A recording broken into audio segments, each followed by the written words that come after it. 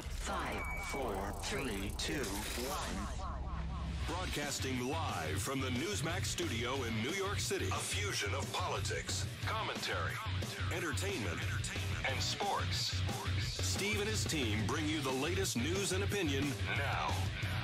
Here is Steve Malzberg.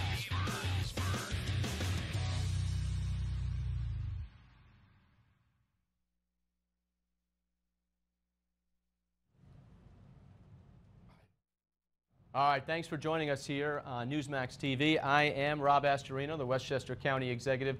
A lot to talk about for this coming up in the next 3 hours, and we'll start in just a little bit with a representative from Arizona to tell you about how HUD is completely reaching into your lives, and you don't even know what they're going to try to do. Plus, we'll talk about the economy and the Mississippi race and what happened, and Thad Cochran and how he won. And did he win in a dirty, sleazy way?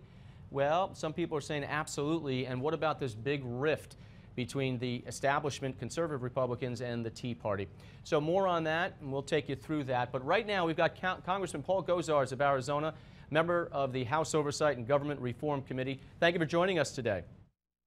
It's a pleasure, Rob. So why don't you explain to the nation basically what Westchester County, where I am the county executive, has been dealing with since 2010, and what the plans for the bureaucrats at HUD to do to the rest of the nation are. What they were trying to do, Rob, was a backdoor attempt at trying to racially profile and income profile, microengineering of our local communities and surcept planning and zoning aspects for a kind of a utopian-like type of viewpoint from their standpoint. So micromanaging and dictating where and when we can build and live in our local communities. And this amendment actually was a limiting amendment, not allowing the housing, transportation and housing development to microengineer this at local levels. This should be the most nonpartisan or bipartisan issue from anyone in Washington because it affects everyone's state or district, where you have bureaucrats who literally, as you were saying, want to take away local zoning control, local land use decisions from communities and give it to bureaucrats in D.C. who want to say who lives where and how in each community. And they do it through AFFH, Affirmatively Furthering Fair Housing is what they call it. And you want to defund this program, correct?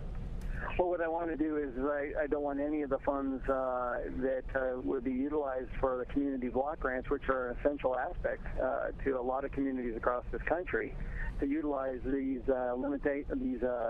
amendments to actually dictate and implement their utopian-type views. And so what this does is still allows the community block grants to go forward, but not in the way that they shape and form and intercepting local control. Now, in Westchester County, I have signed a paper that says we no longer want your community development block grants going forward because if we don't take the money, then we don't have the strings attached.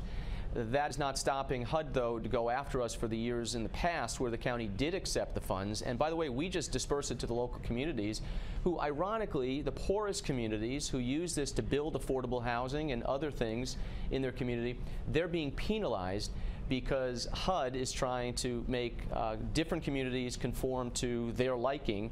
And this is seen as outrageous by even many Democrats in my county, which is 1 million people. We border on New York City. What is it like in your district right now in the Phoenix area, and what have you been hearing from around the country on this? Well, it's you know, the overreach of the federal government. People are sick and tired of the government telling us what we can do, when we can do, and how much money we can make. And in fact, you heard the president say yesterday in his town hall yesterday that we shouldn't live to have expectations of making, living up to our dreams and making some money. We should be happy with what we get from the federal government. That's not the America that I grew up in, and that's not the America I want people to have opportunity with. And that's the vision of this administration, to surcept that aspect and limit our choices and opportunity. And that's what made America great, Rob. And so did the suburbs in many areas, where people moved out of the city on their own choice, had enough money to buy a piece of property, maybe a quarter acre or wherever, and live in a home, and that was called the American dream. Right now, this is the assault on the suburb by HUD, because they would rather see a city-like everywhere and put people in apartment buildings and de-emphasize single-family residential zoning, and that's what their assault is on Westchester, and I'm assuming that's what their assault is throughout the United States with this new rule. Absolutely, and we utilized your county as an example in front of the House floor, in that the experiment went vastly wrong in your county, where you actually had to return well over $12 million because you could not actually utilize them without intercepting local planning and zoning and control. So it's a sad day that an intended block grant that is allowed for local control and to people that actually need it, is intercepting the control and bypassing local jurisdictions on how they want to plan, how they would like to live, and then how they would like their communities to respond and interact. And what this is, Congressman, is something called disparate impact, which twice nearly went to the Supreme Court, but the federal government was basically able to buy off those who were going to the Supreme Court on this issue. So it hasn't reached there yet, but this is throughout all of the agencies, and what disparate impact basically does is use statistics to prove guilt where there is no guilt, and takes away the constitutional rights of localities or businesses, et cetera. This is disparate impact in its ugliest form, correct? It absolutely is, and most people will understand it as quotas. Right. That's right. Is that, from educational standards, it's been illegal to racially profile in this country since the 60s, and we have seen the U.S. Supreme Court soundly reject the implications of quota systems. So when we see this over and over again, and especially when you see yesterday intercepting the constitutional ability of the administration and the executive privileges, particularly in the NLRB, this should be a standpoint that we as a community stand up across this country and say, no more. We can't have this. We won't allow this to happen, and we're prepared to take you to court. And I think that's where we'll resolve this. Here's where it gets very muddled, okay? Here in New York, the Reverend Al Sharpton came to Westchester County to attack me on this issue of HUD and not accepting the money and not yielding to the demands of the federal government. And they wrap it around words like discrimination, segregation, and worse, which of course puts you on the defense as opposed to telling people exactly what is at play here and how fast rights are going to be taken away from people, especially from local communities. And I think this is something that I'm so glad that you are sounding the horn on this, because it is a dangerous precedent. If this is allowed to go forward, all of a sudden communities 5-10 years from now are going to basically say, what happened? Because in their view, in HUD's view, even quarter-acre single-family residential zones are potentially discriminatory. And we in Westchester have to prove to HUD that it's not, and we've done that, by the way, 8 times. We've also used Pace University, and they've concluded separately that there is no exclusionary zoning in Westchester based on race or ethnicity, et cetera. So they keep making up new stuff because they want a different conclusion. But people are going to have to find out real quick what this really means. This is not a Republican or Democrat thing. So where are you now in this process, working with the Senate and Senator Lee? Well, what we're trying to do is the House has gone through the appropriation process, and as everybody knows, we won't pass a budget again this year because of Harry Reid in the Senate. Mike Lee has been trying to propose this on the Senate side so that it becomes a rider, that when we go to an omnibus aspect, we actually have a champion both on the Senate and the House side, so that it's included in the language of the omnibus. Until we go back to regular order, Rob, this is the game that we have to play, and we have to be on our due diligence, making sure that the feds comply to the will of the people and to the Constitution. The one thing I will also tell you, Rob, is next time Al Sharpton shows up in your neighborhood, ask him to cite where in the Constitution that allows him to do what he's trying to do towards you with the federal government. It's a limited power of federal government, and obviously, these people don't understand the Constitution. It's their way or the highway, but they're confronted by the lack of knowledge in regards to the Constitution. Well, I've been stunned because I've had officials from the federal government basically say to me, we don't care what the Constitution says. This is what we're trying to do and what we'll end up doing, which is frightening to me. And there is such thing as local law and New York State Constitution, just like Arizona has their own Constitution, which grants an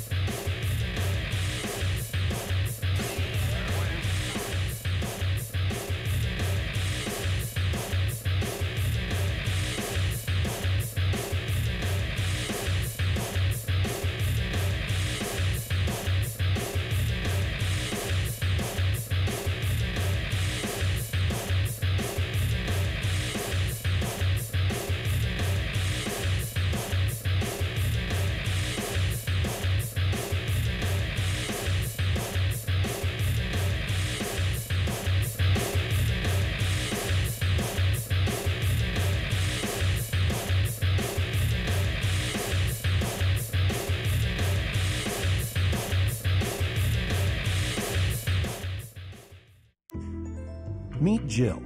She thought she'd feel better after seeing her doctor, and she might have if not for Kari, the identity thief who stole Jill's social security number to open credit cards, destroying Jill's credit and her dream of retirement.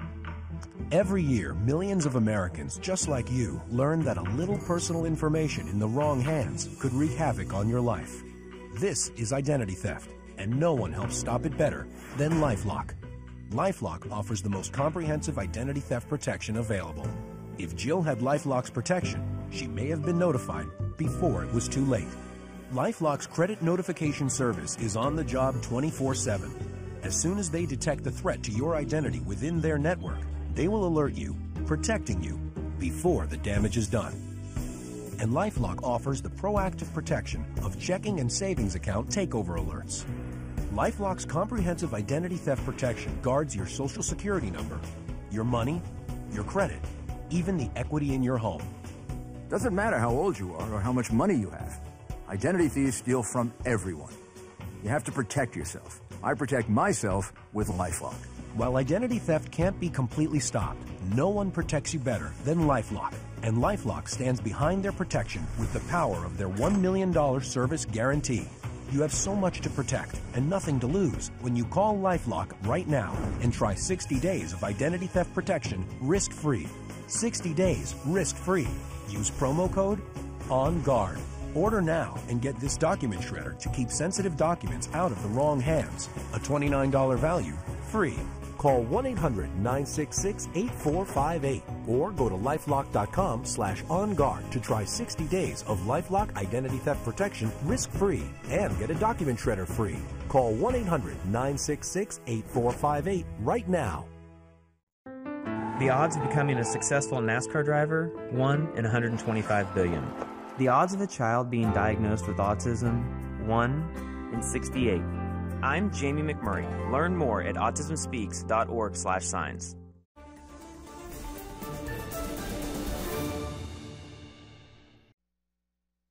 Politics, commentary, entertainment, sports, news and opinion now. Here is Steve Malzberg. And I'm Rob Astorino in for Steve Malzberg today on Newsmax TV, and it's good to have you with us. So it's time now for the panel, and we'll talk about what we just talked about HUD. Columnist for Breitbart.com and American thinker, C. Edmund Wright, and the president of the Galen Institute, Grace Marie Turner. Both of you, thank you for joining us. Nice to be with you, Rob. Glad to be here, yeah. So Grace Marie, tell us a little bit about what you just heard. So I am under attack personally. Westchester County, where I represent, is under attack because of an agreement reached by my predecessor in 2009 with the Department of Housing and Urban Development and Justice Department. They do not like that it turns out by all the studies, including by the federal monitor, who is court appointed really through HUD, that is overseeing this, that says there are no exclusionary zones in Westchester. There is equal opportunity for everybody. The biggest problem is economics, and we understand that. It's a very high-tax county, very high-tax state, and it's not easy. The Clintons who live in Chappaqua, and Andrew Cuomo, the governor, who lives in Newcastle as well, are in a community that is under attack.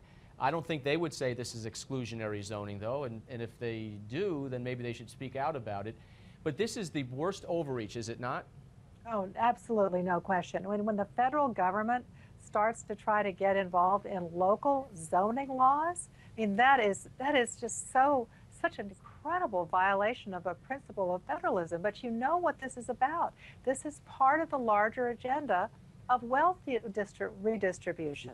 They don't want to have Westchester County be more affluent than other counties in the state or anywhere nearby.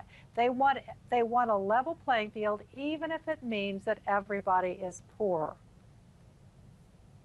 See, Edmund Wright, are they moving people around on a chessboard, telling them where you should live and where you have to live?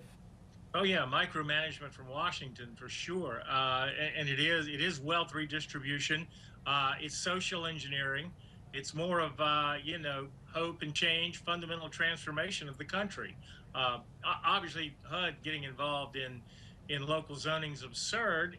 You know, we've seen when the federal government gets involved with housing, you know, and then they start putting out regulations on mortgages and everything else, you know, it's a disaster. And of course, the same is going to happen here. And I have to say too, one of the treasures of this country is the ability of people to live where they want to live and to be able to aggregate. One of the treasures of New York City is Chinatown and Little Italy. There are people who've come together because of ethnic and language similarities. They have wonderful restaurants as a result. People choose to live in particular counties because they can live with others that share their values and that share their common heritage. That could easily be destroyed, where we wind up so homogenizing this country that we lose a lot of the cultural identity that really makes us this wonderfully diverse nation. Well, here's the crazy part. Westchester County, 1 million people. We are the 4th most diverse county in all of New York State. We are tied with Manhattan or New York County in the percentage of our diversity. We have 22% of our population are Hispanic, 15% African American. It's the 8th largest Jewish county in America. We have a growing population of Asian Americans, Indian Americans, etc. And yet none of this matters. And in all those 31 communities that are deemed to be exclusionary by HUD, there was a 56% increase in the Black and Hispanic population in the time before this settlement, before the federal government came in and made their demands. So it happened naturally. People moved where they could afford to move or where they chose to move. And this is really like, isn't that what it's about? So many things. It gets down to economic issues. If we could get the economy moving again, people would become more prosperous. They'd have the ability to move into areas that they may not be able to afford. Now, it's all about economic growth. And when we see 2.6 of negative growth rate in the economy, we can see what the problem is. You are not going to fix that with more of this destructive social engineering.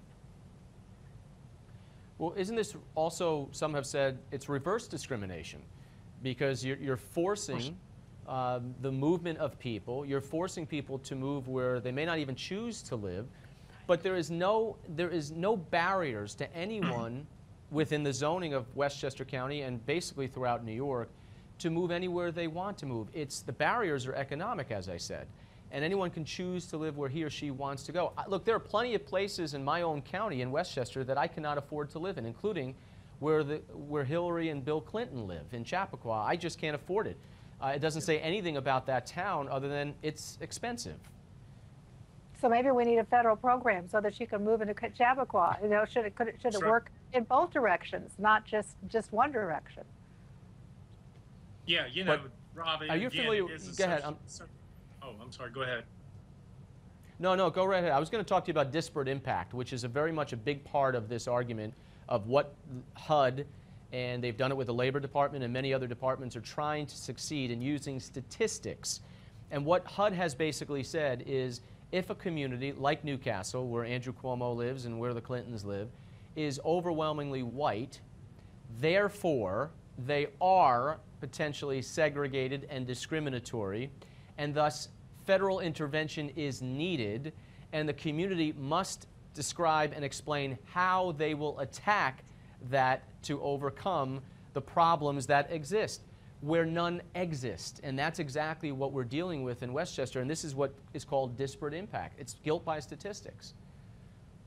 Yeah, well, exactly. And again, you know, Westchester County is under attack because Westchester County is sort of a lightning rod. I mean, when people think of that, nationwide, it's known as a rich white county.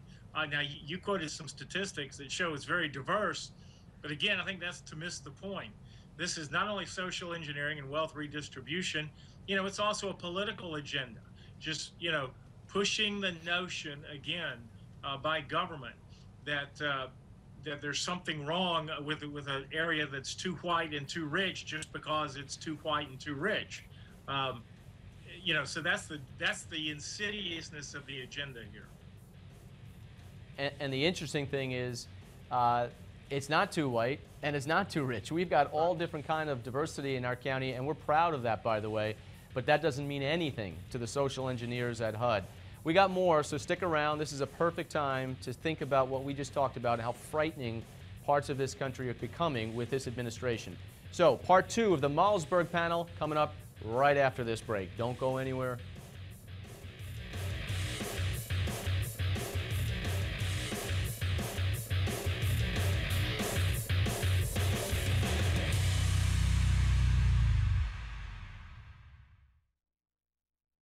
Do you own mutual funds? You may be paying fees and costs of up to 5% and not even know it. Fisher Investments isn't a mutual fund, and we don't have hidden fees.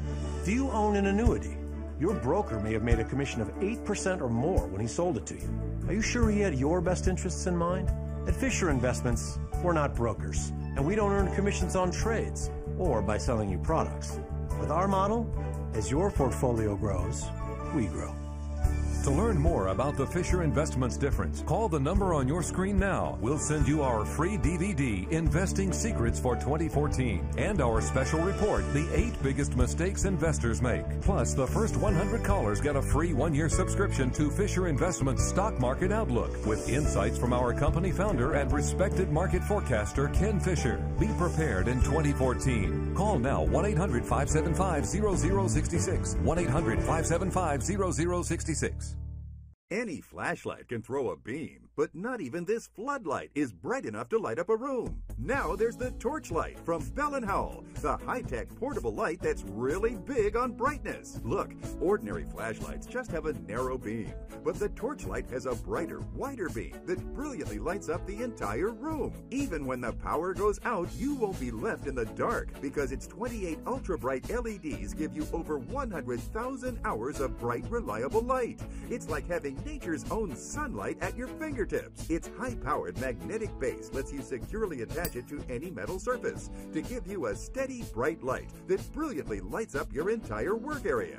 It's like having an extra pair of hands. It's so powerful it can lift up to 2.5 pounds. And with its bright light, there's no easier way to quickly pick up dropped nails and screws. And look, the Torchlight is also a flashlight. Its 5 white LEDs give you a clear, bright light to easily see wherever you go. The sturdy base keeps the Torchlight in place exactly where you want it, and the articulating arm has 6 preset positions that let you tilt the light an incredible 180 degrees to give you total lighting coverage. Use it at your computer, as a table lamp, or to light up those dark, unlit areas. Better yet, with the built-in hook, you can hang it anywhere and rotate it 360 degrees to give you light wherever you need it, while its rugged construction makes it impact-resistant and weatherproof too. And now the Bell & Howell Torchlight is yours for just $10. But wait, call now and we'll double your order. That's 2 for the price of 1. Just pay separate processing and handling. Order your Torchlight now.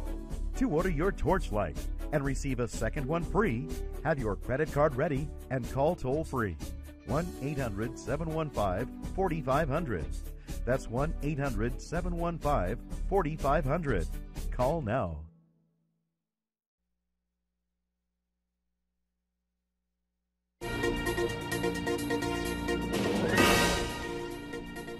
I'm Miranda Kahn here with another Newsmax Now update. President Obama wants to arm rebels in Syria, and he's asking Congress for $500 million to do it. The request comes with concerns that rebel groups in the country could be mixed with the same Sunni militants attacking Iraq. If approved, the Pentagon would supply more weapons and ammunition. Critics worry, though, about the high risk of supplies falling into the wrong hands as Sunni militants gain strength. U.S. Secretary of State John Kerry says moderate rebel groups would help in the fight against radical Islamists. And a wildfire in Arizona burned through more than 3 square miles last night. The blaze was reported around noon on Thursday. 45-mile-per-hour wind gusts fueled the fire, charring 2,000 acres of land. Apache County officials say there have been no reports of civilian damage. And that's our Newsmax Now update. Now back to Rob Astorino, who's filling in today for the Steve Malzberg Show.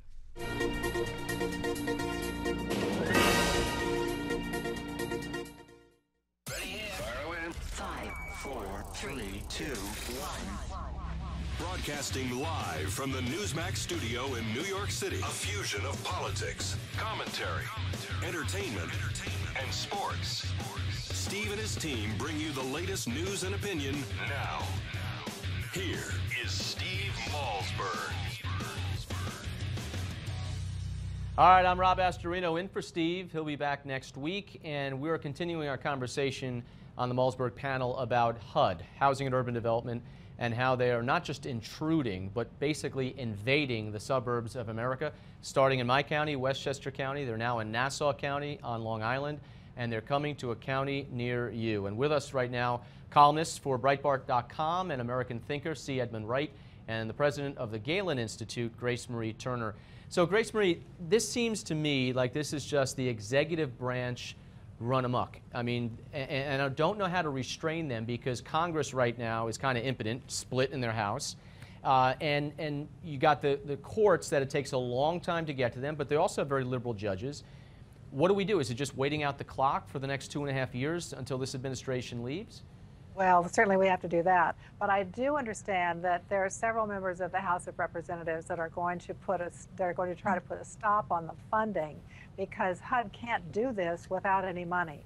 And that's really going to be a strategy. If Republicans take the Senate in November, one of the main things they can do is defund the federal government. If they don't have any money to go after to implement these ultra-liberal programs, which is what this is, then it really stops them in their tracks. So we've got to be able to stop them by basically defunding these efforts. If they're going to try to build Section 8 housing in the middle of Chappaqua, New York, then that's going to take some money to do that. And if they don't have the funds, then we do have time for the legal battles, which is certainly would show what incredible overreach this is of federal power to get into local decision making. And, you know, look, I want to be clear on one thing, by the way. We are not opposed in any way, shape, or form to building affordable housing. In fact, Westchester County, as have many counties and municipalities around the country, built and have built and are going to continue to build and are building affordable housing in various ways. But for the federal government to dictate how, where, and when that will be done is way above board. And in the last 30 seconds or so, C. Edmund Wright, how do we stop this? Because it's gone through the courts, and sometimes you get judges that say, no problem with this. Yeah, like, you're not going to stop it, you know, until we do get someone else in the White House. You know, this is just like Obamacare, you know, controlling everything about our health care. The federal government trying to control everything we eat. Now they're trying to control where we live. I mean, it's all part of the same mindset. These are liberal elitists. They know what's best. And when they're in charge, they're going to try and enforce it on us. Well, I thank you both for being with us. And I do want people to go, you want to read this stuff, it's crazy. Read the letters from HUD and the Monitor. Go to robastorino.com or to westchestergov.com. Look up housing settlement. You will be frightened of what's going on. Look, we'll be back with more of the Steve Malzberg Show. But first, today's American Moment takes a look at the end of the Revolutionary War with General Cornwallis's surrender at Yorktown.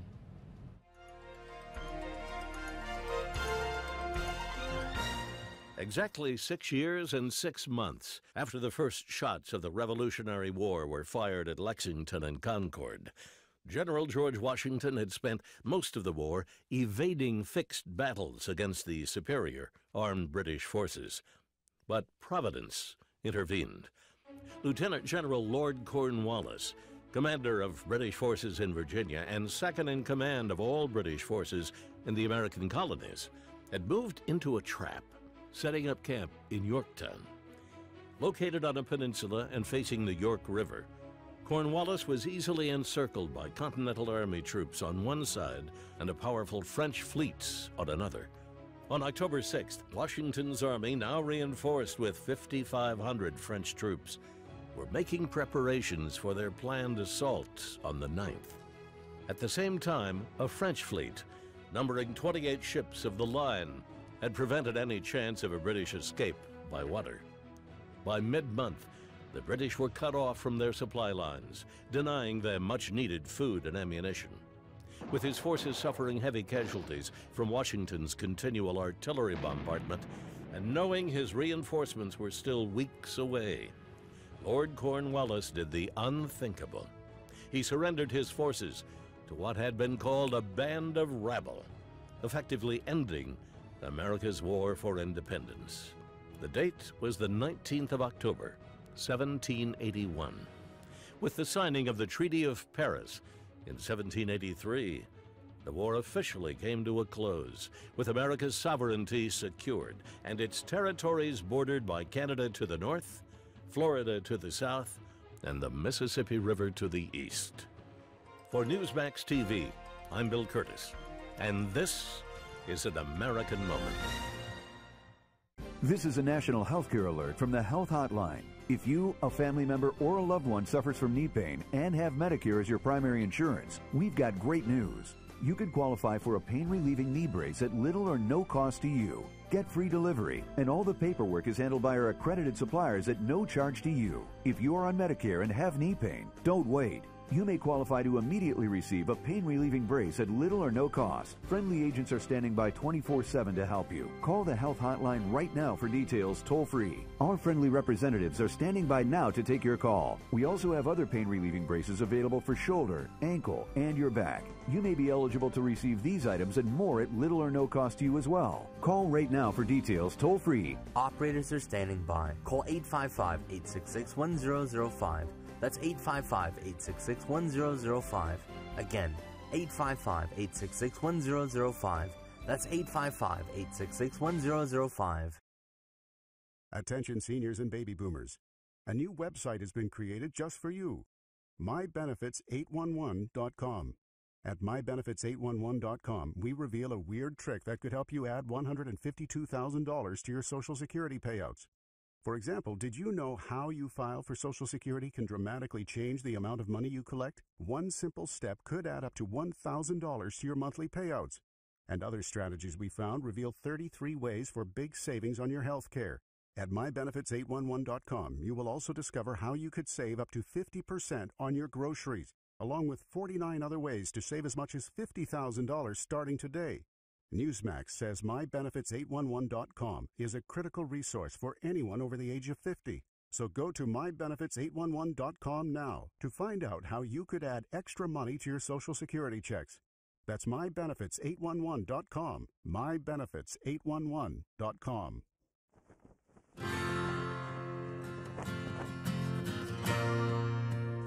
35 years ago, fly the Atlantic. Why choose this as our goal? And they may well ask, why climb the highest mountain? We choose to go to the moon. It's one small step for man, one giant leap for mankind.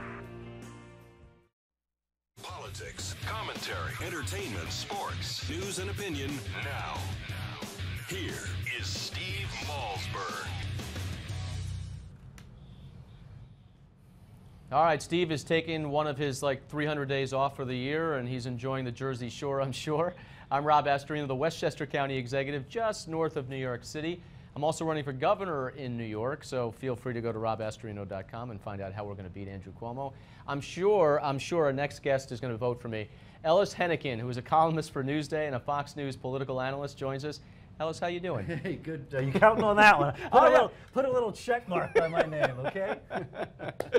listen, we all truly, those of us who work in the media, like a good race, and you've been given a good run, and I got to tell you, it's at least good theater. How about that? That's good. Well, more theater to come, by the way, until November 4th. Fair enough. So, okay, President Obama, you're going to have the unenviable task of defending what's going on in this country today. Bring it on. So, do you want to start with the alphabet soup? We can go HUD, we can go IRS, we can. What do you want to do? I'm sure you can find a phony scandal by any name. By any name. We're all making it up. We're all making it up. Pick a letter, any letter. All right, let's start with the poll numbers. Okay. Okay, because they suck. Let's just admit that. They do. They do. And I was just going to ask, out of the 800 people surveyed, if you were called 600 times or not, because that's the only way he could have any decent numbers.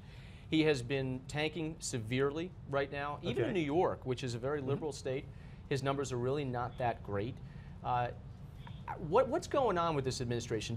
And honestly, do you think this administration's sort of second-term blues is kind of drifting, or are there adults in the White House? What's going on? Well, listen, one of the realities about politics is that there is never one explanation for anything. Right. Although pundits like me like to seize onto it. But let's try to be grown-ups here. There's several things happening. One is, you're right. I mean, we're halfway through a second term, and presidents tend to sag at that time. Another reason is that everybody's poll numbers are terrible. I mean, the president's poll numbers start looking really good when you compare them to the Congress, the Republican House of Representatives. They should be so lucky as to have Barack Obama's poll numbers. But he's also gone through a tough patch. I mean, there's still frustration about the return of jobs. There are effective, even if unfair, politically effective investigations that are slamming in the House of Representatives.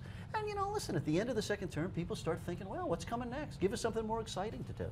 Well, all right, but the IRS, I mean, you're saying it's political, but I think, look, the American people doesn't think it's political. They think there's a scandal going on here, a target towards conservative groups. You have the IRS taking the fifth. You've got the IRS, I don't know, the computer crashed. Maybe it's on a Malaysian airline. Your computer's never crashed, I No, guess, you can always right? generally find the emails from 10 years ago if you want. Really? It's not the ones you want to find, but they're there. I can't find the column I'm supposed to be writing for Newsday tomorrow. Listen, here's what I would say about that. Yeah. Again, I don't think anybody can defend every single action by every single one of the hundreds of thousands but of is there federal a pattern? employees we That's have. the question. Well, here's the pattern. Yes, there is a pattern, but let me show you what it is. I'm reminded by the death of the great Senator Baker today. He was a guy who, in opposition, figured out how to do it in a respectable, inclusive, credible way. I mean, you remember Watergate and the way he handled that? These investigations, led by people like Congressman Issa and others in the House, have no credibility at all. The fact that he or some similar committee member is outraged at the behavior of the Obama administration means to most sensible people absolutely nothing, because they're outraged about every single thing. So it has become impossible, with the litany of Benghazi and IRS and whatever other 40 things are on your list of alphabet soup there, to figure out whether there's anything legit in any of it. I think they're all legit, but let's go with the Democratic response. Where's the outrage on some of this with the Democrats? I mean, where's Nancy Pelosi? What is she saying? Tell me what we're supposed to be outraged about. Asking honest questions about. That's fine if we were going to do that. Do you think? But really, let's seriously. We're talking pretty openly here. Are you comfortable with the fairness of this investigation? Does it seem like a well-balanced search for the truth, or does it seem like a political hit job? I think there's amnesia. Rob. There's amnesia. Rob. Amnesia. Let's go back to George W. Bush's administration. Was it civility for 8 years with the Democrats? I concede there have been other political hit jobs in history. I'm just trying to get you to concede I don't think it's a hit this job. is a political hit job. No, I don't think it's a hit job at all. I think you've got legitimate issues that are not being addressed by this administration. In a fair inquiry by the members of that committee in the House, an honest and open and balanced and fair inquiry. If they asked the question in a different way, if their tone were different, would you agree with the question? I'm open to fair investigations. I think they'll all, listen, I spent my life as an investigative reporter. Right. I'm all for tough questions. But I do think that when these things really just become political theater, which is what they are, I understand that. We're in politics, it's theatrical. But I don't believe the results. Is it fair to ask the former Secretary of State, a neighbor of mine, if you will, in Westchester County, Hillary Clinton, who's going to be running. A lot of sugar swapping going on. Right. Do you think it's fair to ask her about Benghazi? Of course. She was the Secretary of State. What about her response? I think her response was perfectly reasonable, which was that she did what she could. She's not running the day-to-day security guards at the embassies. She didn't have the money from the Congress to bloat up the salary. And you know what? These things are all easy in hindsight. You show something bad that happens, you feel terrible about it. But honestly, to me, her responses have been pretty reasonable. She's a presidential candidate. And probably likely to win. I don't know about that, Well, but she's a ahead in all the polls. Certainly, but polls mean nothing. See Cantor, Eric. See whoever you want. Yeah. See Rob, Cuomo. Rob versus Andrew. That's okay. right. That's right. Fair point. So what is it that you think has been done right and wrong in the Obama administration? If you had to list the best and the worst of the Obama administration right now, what would you say? The single most important thing is that we've begun to relate to the world in a different manner. We've come to understand that we're not the only country, that we really need to have relationships with other countries.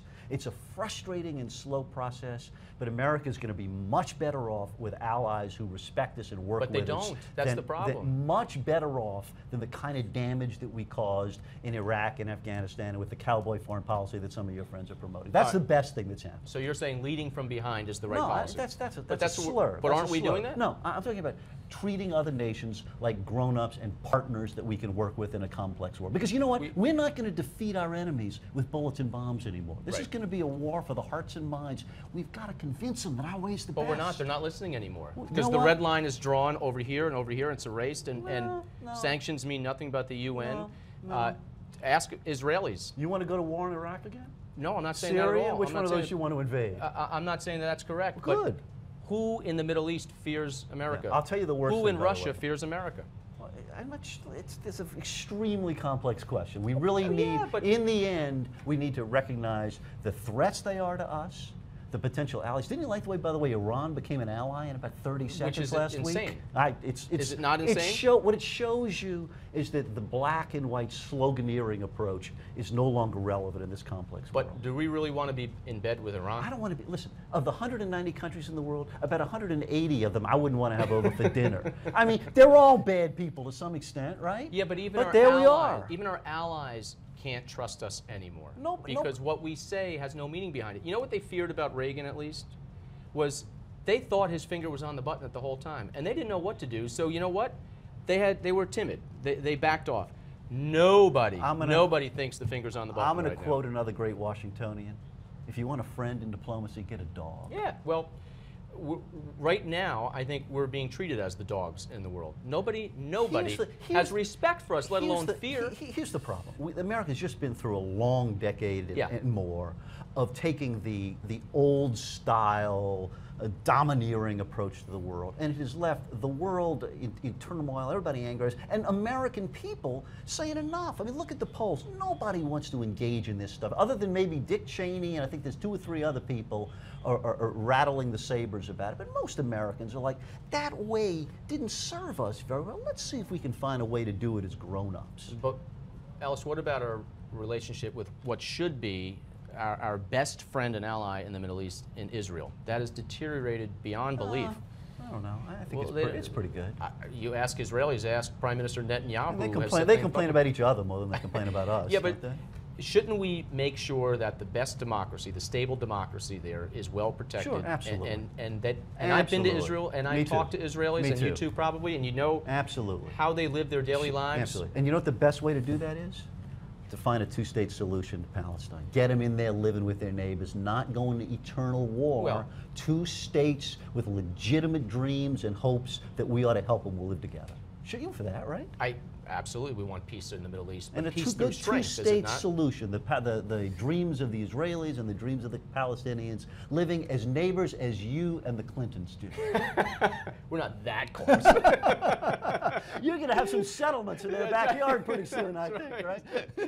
All right, so as we wrap it up here, in the next 2.5 years, what do you hope that President Obama can accomplish? And can he accomplish anything else if the Senate becomes Republican? I got a long list for you. I mean, let's start with immigration. We need severe, Absolutely genuine, agree. comprehensive But he had that immigration chance reform. when he had the House and Senate as Democrats, and that was not absolutely. what he chose. And you asked me about my disappointments with Obama. Yeah. He didn't push that stuff hard enough. Right. He tried to be too inclusive. He tried to reach out to people who wouldn't respond back, who just slapped back every attempt, and he wasted a lot of time with that. He would have been better if he'd been firing those executives order that have all your friends all riled up right now. Should have been doing that from day one. Who needs Congress? We just do it on our own. Ellis, thank you for joining us. It was great. Good to spar with you. Yeah, we'll do it again. This All right. is a lot of fun. All right, so up next, we've got the best of Give Me 5.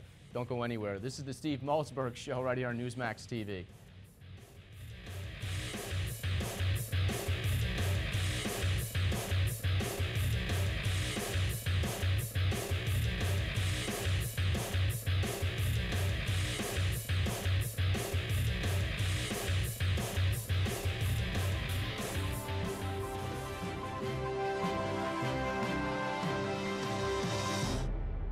I've got a small business, and everybody said you should be promoting it with Facebook. Well, I use Facebook for myself, but I had no idea how to use it for my plumbing business. Then I heard about web.com. They told me they would build a professional Facebook page for my business free. So I gave them a call. And then they built me a Facebook page for free.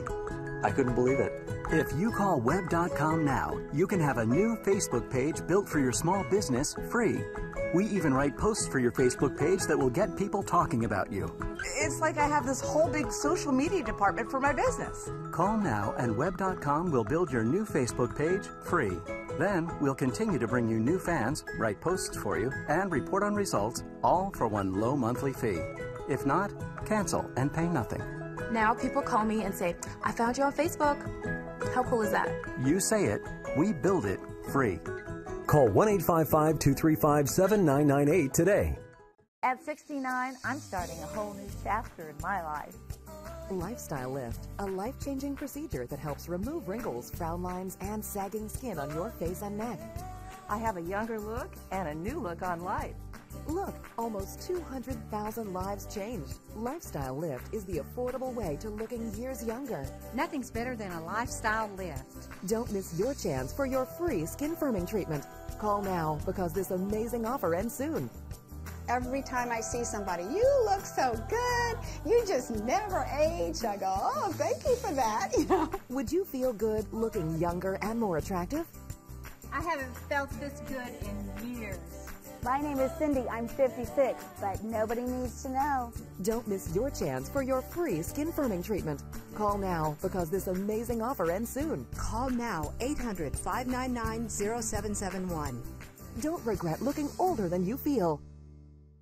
Do you owe back taxes to the IRS? Are you struggling to make ends meet because you owe more in taxes than you can afford to pay? The IRS is relentless and will collect from you. They can garnish your wages or place a levy on your bank account. You have rights, and you can stop them by calling the tax resolvers. If you owe more than $10,000 in back taxes, our qualified CPAs, tax negotiators, and support staff know the law and know how to get your situation under control legally and permanently. Call the number on your screen now, and we will contact the IRS on your behalf. Help you end wage garnishment, stop collection calls, remove tax liens, resolve tax penalties, and reduce the amount you owe if you qualify. It's a free call and a free consultation, but we can only help if you pick up the phone and dial the number below. You wouldn't fix your car without going to a mechanic, so why face the IRS without an experienced company that can help you? If you owe more than $10,000 in back taxes, call now and find out how we can help you resolve your IRS problems. Call the tax resolvers at 800-489-3480. In the small town of Elmira, New York, a boy was born into an all-American family. The odds of him opening his own clothing store at the age of 18? 1 in 138,000. Excited to be a part of pop culture, he packed for the big city. The odds of finding someone to invest in his vision? 1 in 4.5 million. The odds of him achieving his dream in the fashion industry? 1 in 23 million. The odds of having a child diagnosed with autism? 1 in 68. I am Tommy Hilfiger, and my family is affected by autism. Learn more at autismspeaks.org/signs. Early diagnosis can make a lifetime of difference.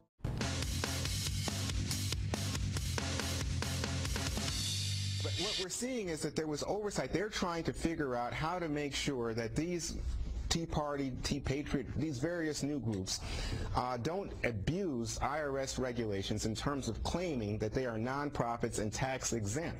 And they then, I think, took a shortcut, is what we know for the record, that they made bad decisions and said we're going to flag anything that's called Tea Party and Patriot and et cetera. This whole idea that we're now to Watergate and burning tapes, I mean, that's quite a leap for me. Juan Williams, welcome to Give Me Five. How is that quite a leap?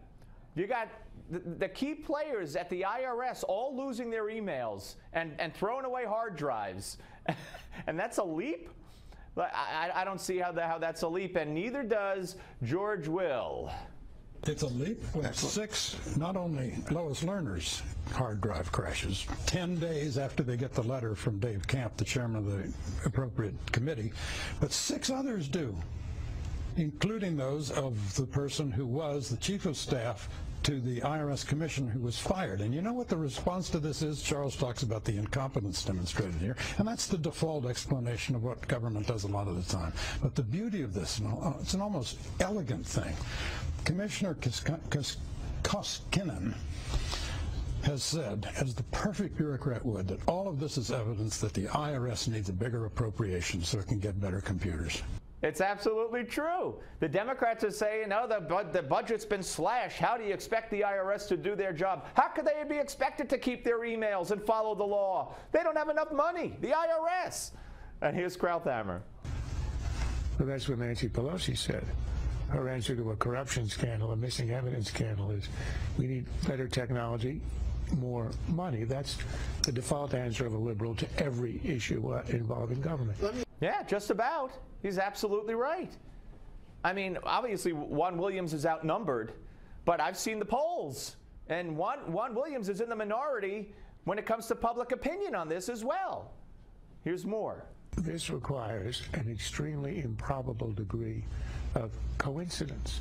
6 computers, hers goes down, nobody can locate it, there's no reporting of it, and all of us know from our own experience that emails never die. All of a sudden, these have died precisely. You say there were tons of emails that were released.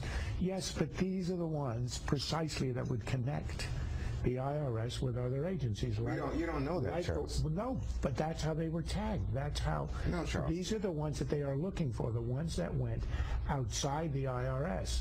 And that's exactly what they're looking for. Yeah, he's right. Juan, no, don't say no, Charles. Yes, Charles. It's absolutely correct. Now here, Juan Williams weighs in a little bit more. You talk about the IRS in a boneheaded way, sort of not getting right the investigation of whether the groups went over the line about the 501c4.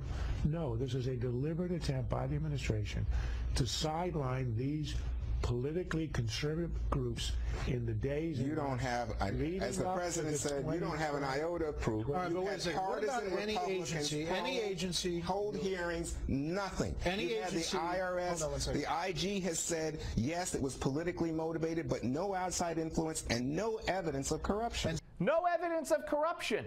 Maybe because the evidence was thrown away. Come on, Juan, be intellectually honest here. How can anybody who doesn't have an axe to grind say that there's, quote, there's not one iota of impropriety, which is what the president said, until we see those emails that are gone? One more. So when the National Archivist says any agency is required to notify us when they realize they have a problem, when they realize that they've lost emails, I just don't that it's think against the federal records. That's not what we're here talking about. We're talking about if the IRS was being used to punish political opponents. There would have been no evidence of Richard Nixon's involvement in obstruction of justice if his tapes had suffered the same fate that Lois Lerner's hard drive has suffered. Yeah, very good question, George. And why aren't we talking about what the archivist said? The archivist wouldn't say the words the IRS broke the law, but he did say they did not follow the law. Here we go again, parsing the language, Clinton speak. But I could draw from what he said, if you're not following the law in doing something, then you broke it. That's my interpretation.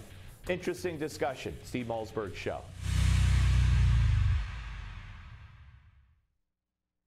I've always seen No-No on TV, and I always wondered if it worked. And it's definitely, I can see what everybody talks about now. It's not a razor. It's not a laser. It's No-No from Radiancy, the #1 hair removal system in the world. It's absolutely no pain. Can't believe the difference, Al. It's almost hair-free. No-No gives you no hair with no pain. Well, I saw it on TV and they said it was painless, right? I didn't really believe it, but now that I'm trying it, it feels completely painless. And now, No-No is better than ever. Introducing the new No-No Pro. It's up to 35% more powerful. Imagine never having to shave again. I like a close shave. Absolutely. And this is better than that. I mean, it's gone. No more facial hair. No more embarrassment. I've always been self-conscious of my hairline, so putting my hair back, this will be perfect for me. And for that man in your life, there's No-No for him too. It looks like just like you've got a fresh wax, but like you don't have to go through all the pain. Call now and we'll send you the cordless No-No Pro in your choice of colors. Featuring an LCD display, it comes with up to 5 treatment levels. Plus, we'll include everything you need to get rid of your unwanted hair.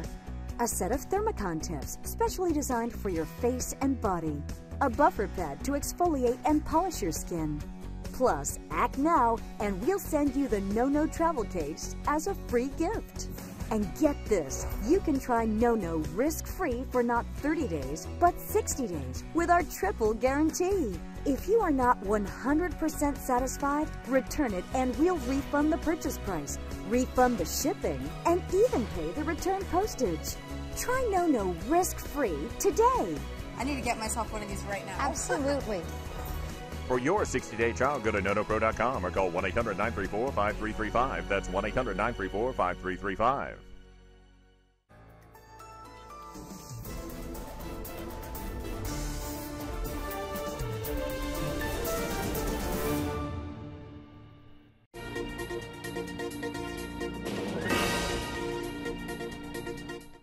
I'm Miranda Khan with another Newsmax Now update. Iraqi Prime Minister Nouri al-Maliki has a tough message for the Sunni militants attacking his country. Al-Maliki says his government will strongly punish anyone who threatens the safety of Baghdad. The statement came after a meeting between the Prime Minister and his military commanders. Al-Maliki is in the process of reforming Iraq's government. The United States began sending troops to act as advisors for Iraq's military leaders earlier this week. And despite al-Maliki's efforts, Shia religious leaders are searching for new leadership in Iraq. A prominent cleric addressed Shia Muslims in a sermon in Iraq today, calling for a new prime minister to lead the country. Critics of current Iraqi Prime Minister al-Maliki contend his government has failed to promote unity between ethnic and religious groups. Shia clerics maintain a strong social influence in Iraq. Meanwhile, Iraq's military forces are mobilizing against the Sunni militants. The Iraqi Defense Ministry released a video today showing military vehicles driving on a road between Baghdad and Samarra. Government officials report ISIS attackers were driven back along the road. ISIS militants have an estimated 10,000 fighters in Iraq. An Israeli airstrike killed 2 Palestinians in Gaza today. Meanwhile, Israeli leaders continue searching for those 3 missing teenagers who they say were last seen hitchhiking in the West Bank. Officials speculate they were abducted. Israeli Prime Minister Benjamin Netanyahu blames Hamas for the disappearance. And that's your Newsmax Now update. Now to Rob Astorino, who's filling in for Steve Malzberg in the Steve Malzberg Show.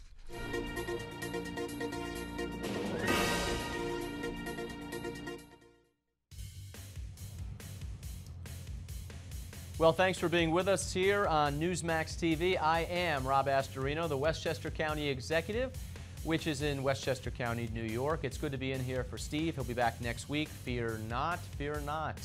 We got a great show coming up in a little while, but I just want to let you know that I am running for governor in New York State as the Republican conservative candidate, and I'd love for you to watch and see all about our candidacy. It is a winning race. And if you're a good conservative, good Republican, you should be involved across the country, and it starts right here in New York. So go to robastorino.com, Facebook me, be a friend, follow me on Twitter. learn more about how we're going to beat Andrew Cuomo and turn this country right side up, not upside down as it's been. We got a great show coming up here in this hour. Wow. John Fund, Newsmax contributor, National Review columnist, and author, will be here to discuss the continued uproar over the Thad Cochran victory, as well as the latest from the IRS mess, and it really is. Well, Leo Hanyon, professor of economics at UCLA and a senior fellow at the Hoover Institution, will be here to discuss his recent Wall Street Journal column. It's a good one. Behind the productivity plunge, fewer startups. In other words, how bad is this economy and how hard is it to really be an entrepreneur right now? Elliot Abrams, senior fellow at the Council on Foreign Relations and former National Security Advisor, deputy for President George W. Bush, will be here to discuss his provocative column, The Man Who Broke the Middle East. So much to talk about. All that and the best of Give Me Five and more on The Steve Malzberg Show. Ready? Fire away. 5, 4, 3, 2, 1. Broadcasting live from the Newsmax studio in New York City. A fusion of politics, commentary, entertainment, and sports. Steve and his team bring you the latest news and opinion now. Here is Steve Malzberg. I like Steve. Steve and I have known each other a real long time, but I'm not Steve. I'm Rob Astorino, Westchester County Executive in beautiful Westchester County, New York, the home of the Clintons. That's right. Those are my neighbors. And Andrew Cuomo. That's right. So in 2-1 Democrat Westchester, when they said it couldn't be done, I won by 13 points in 2009 and just got reelected by being a Republican and conservative, cutting property taxes, cutting expenses, and just being what we're supposed to be in public office, and that is making sure we don't spend more than we have. So that's why I'm running for governor in New York, and I'd love to have your support in any way, shape, or form. Go to robastorino.com and learn more about what I stand for and how we're going to beat Andrew Cuomo and upset the world. And it can be done, certainly, in this political climate and in this year, and boy, does it need to be. But first, we've got to talk to John Fund, a friend of mine, Newsmax contributor, National Review columnist, and author. So, John, you're in Southern California. I hear you're in San Diego, huh? Yes, it's beautiful, but I can't wait to get back to New York. When's it not beautiful in San Diego, John? That's right, perfect weather. So what's not beautiful is really what's going on in Mississippi with this primary. It got a little ugly.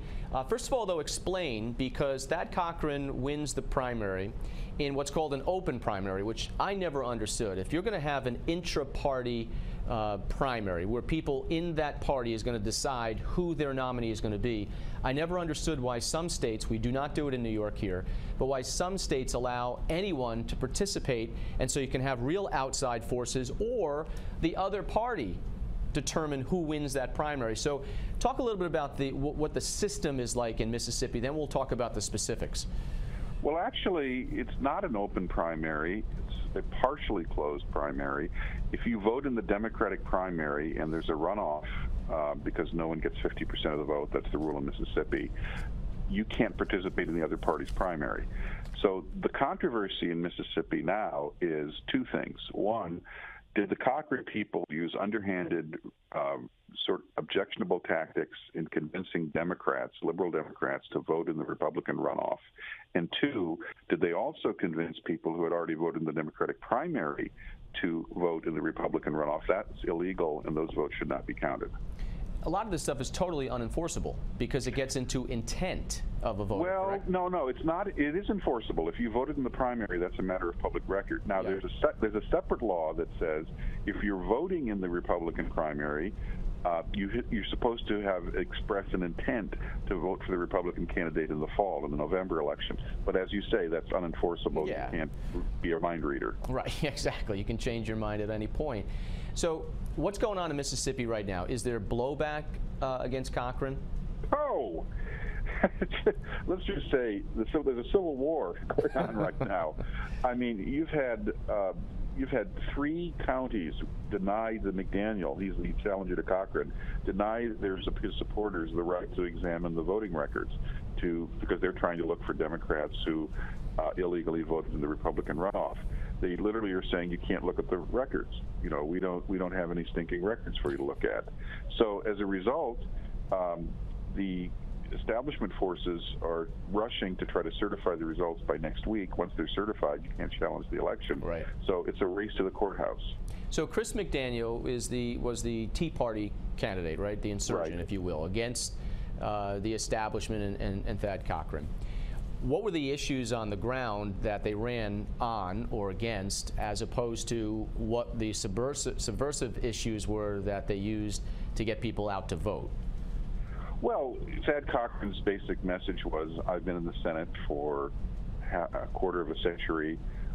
I'm the guy who can bring home the bacon, the pork barrel project for Mississippi. I have clout, I have seniority. Daniels was, well, you know, what's that clout and seniority brought us? It's brought us a crushing national debt. It's brought us a weak economy.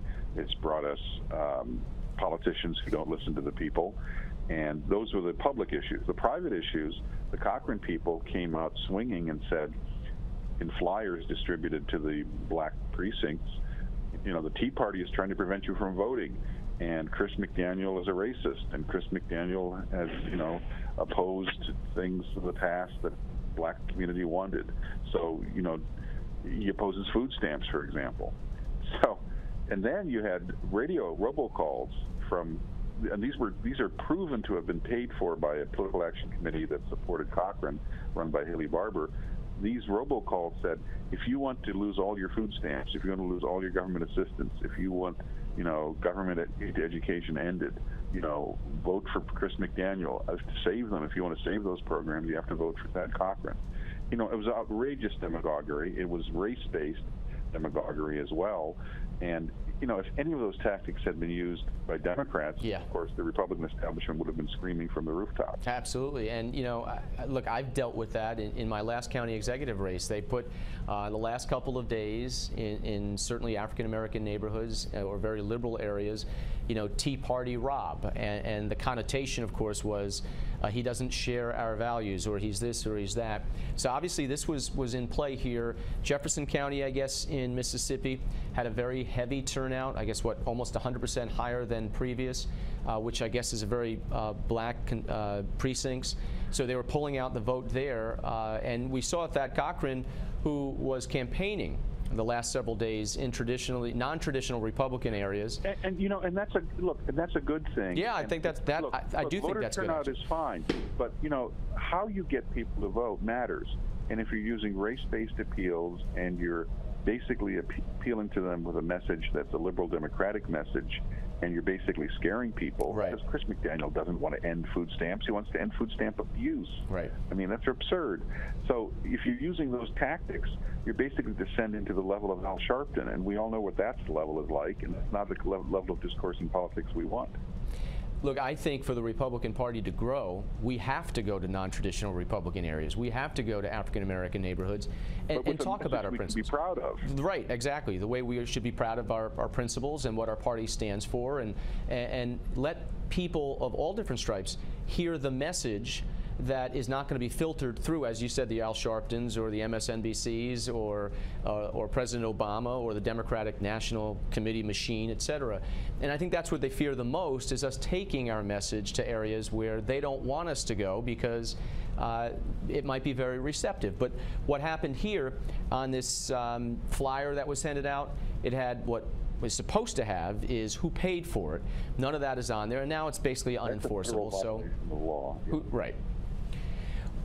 Let's go from Mississippi, let's go to the Justice Department and what's going on with the IRS and all this other mess right now. The IRS obviously is in shambles. You know, this is amazing to me that they would say with a straight face that the hard drives cannot be found, the material can't be found, you can't find the emails, et cetera, et cetera. Maybe it's with the down plane off of Australia, I don't know. But what's your take on what's going on, the latest out of the IRS?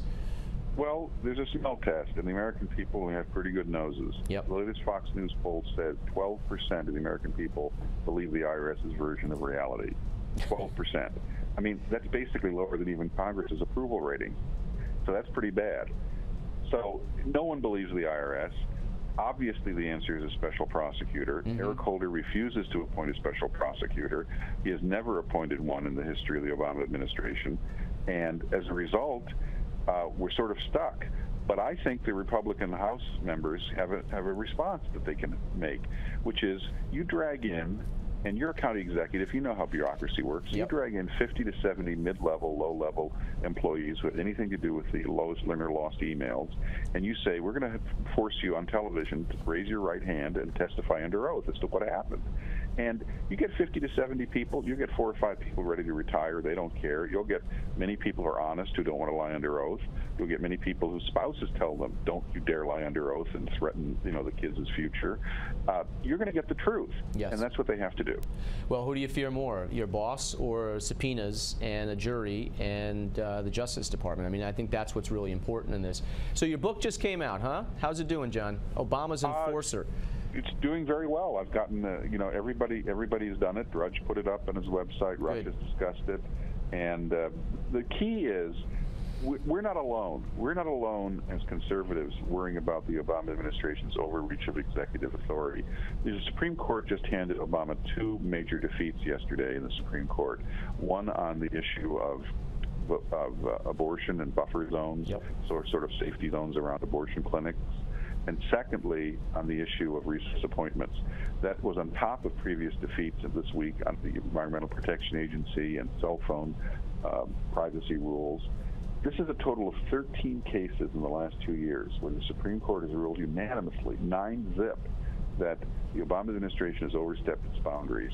And this includes 2 of Obama's own appointees, Sonia Sotomayor and Elena Kagan, who was Obama's own number 3 official in the Justice Department. Well, John, I wish you luck with the book. I'll wait for it in the mail, signed copy by John Fund himself. You'll get one. Okay, good. And the book is Obama's Enforcer, Eric Holder's Justice Department. Well, I'm certain it's going to be a good read. So, John, thank you very much. Look, up next, how are we doing? That's what Ed Koch used to say. How's the economy doing in the United States? How's it doing where you are? We'll talk to a professor of economics at UCLA, Lou Ohanian, as we come up next on Newsmax TV.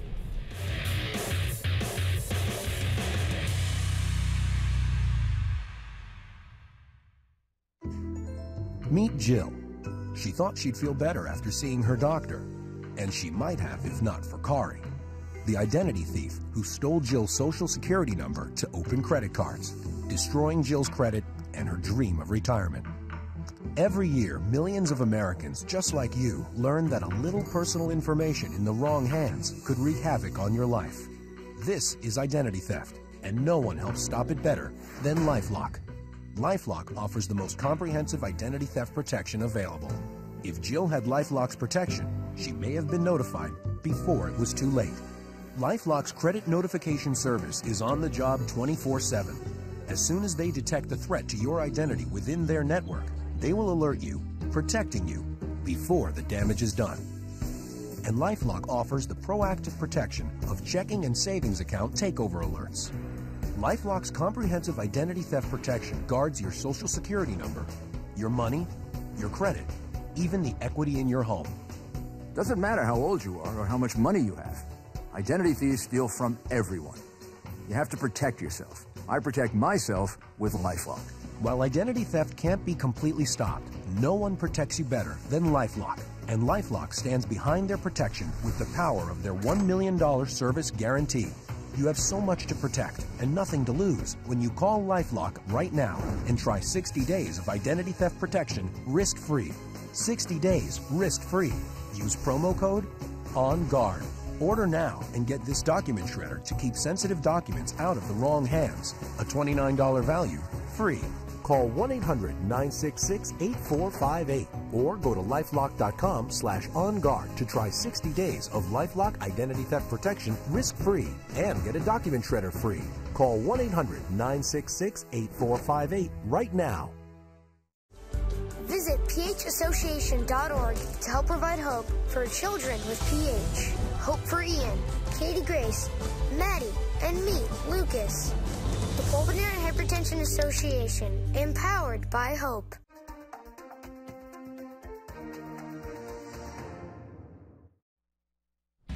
Broadcasting live from the Newsmax studio in New York City, here is Steve Malzberg. Well, Steve didn't have a facelift or any other differences to his face. It's me, Rob Astorino, the Westchester County Executive, filling in for Steve, who gets a good day off today. I hope he's having fun. Well, having fun with the economy, I don't know, are you? Because there are lots of places in this country that are struggling. Certainly overall, the economy is not doing well. It plunged in the first quarter by almost 3%, the GDP, and here to talk about that and what it means to you, because sometimes with the economy, we can always get lost in the numbers, but what it really means to you and going forward, what it means for your future, is Lee Ohanian, who is a professor of economics at UCLA and a senior fellow at the Hoover Institution. And Lee joins us from Santa Barbara, California. Lee, how are you today? Hi, Rob. Thanks for having me. So how is the economy doing? You know, we hear different things from different people. Some states are doing well, but overall, what are the trends that you see that are really alarming to people? Well, overall, the country is not doing well. We haven't had really any economic recovery whatsoever from the 08-09 recession. We bottomed out, but we really haven't come back at all. Employment as a share of the adult population is lower today than it was during the financial crisis. And probably the most troubling trend is that the reason that this country is so much wealthier than virtually any other country on the earth is because our productivity, our worker productivity, how much value every worker adds, is just so much higher. And our productivity growth has slipped remarkably in the last 8 to 10 years. And what I've calculated is that business sector output today is more than $1 trillion less than it should be, just on the basis of a slowdown in productivity growth. So we're really headed in the wrong direction. And if anything, that productivity trend I just mentioned is getting worse, not better. So why? I mean, what's the answer to that? Is it just the tax structure in the United States or in various states as it is? I mean, here in New York, we're the worst. I mean, we're one of the, well, actually, we're neck and neck with you in California, but let's just say we're one of the worst 2 states in the country. We're lagging behind many other states. Some states are doing very well, like Texas and Florida, et cetera. As we sort of mentioned here in New York, that's where our population is going for the jobs. But what is the reason why, as a country, we're really facing a headwind? Well, you know, really fundamentally what it boils down to is that we just have a much less dynamic economy today and for the last several years than we've ever had. So in particular, new economic growth comes from new businesses, you know, new startups. You know, so the economic titans of today are Microsoft and Apple and Google and Intel. These are all companies that started in 1970 and 1980. They started small, and then they became remarkably successful. We don't have the new Apples and Microsofts today. And in fact, startups are 30% less today than they were in the 1980s. Why? And you mentioned, you mentioned states, business-friendly states like Texas, states that are much friendlier to business than New York or my state of California. Startups in Texas are 35% lower than they were in the 1980s. Startups in North Dakota, with all the fracking activity, you might think that's a boomtown. Startups are lower in North Dakota. It's an economy-wide problem, and it really boils down to a tax structure that really penalizes small business and new businesses. So as you mentioned, taxes are a big part of the component. Regulation is a big part of the component. Under President Obama, the EPA and the National Labor Relations Board, in my opinion, have really gone overboard in making it difficult for businesses to hire and expand. We have a corporate tax rate that's the highest among any advanced country, at 35% nationally, which means for states like yours and mine, the corporate tax rate, which includes federal and state taxes, is up at 40%. Dodd-Frank has really impacted small business lending.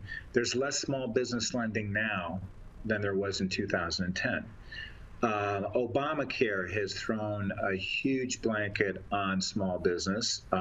Small businesses don't know if they're going to be subject to Obamacare, if they won't be, if they are, when.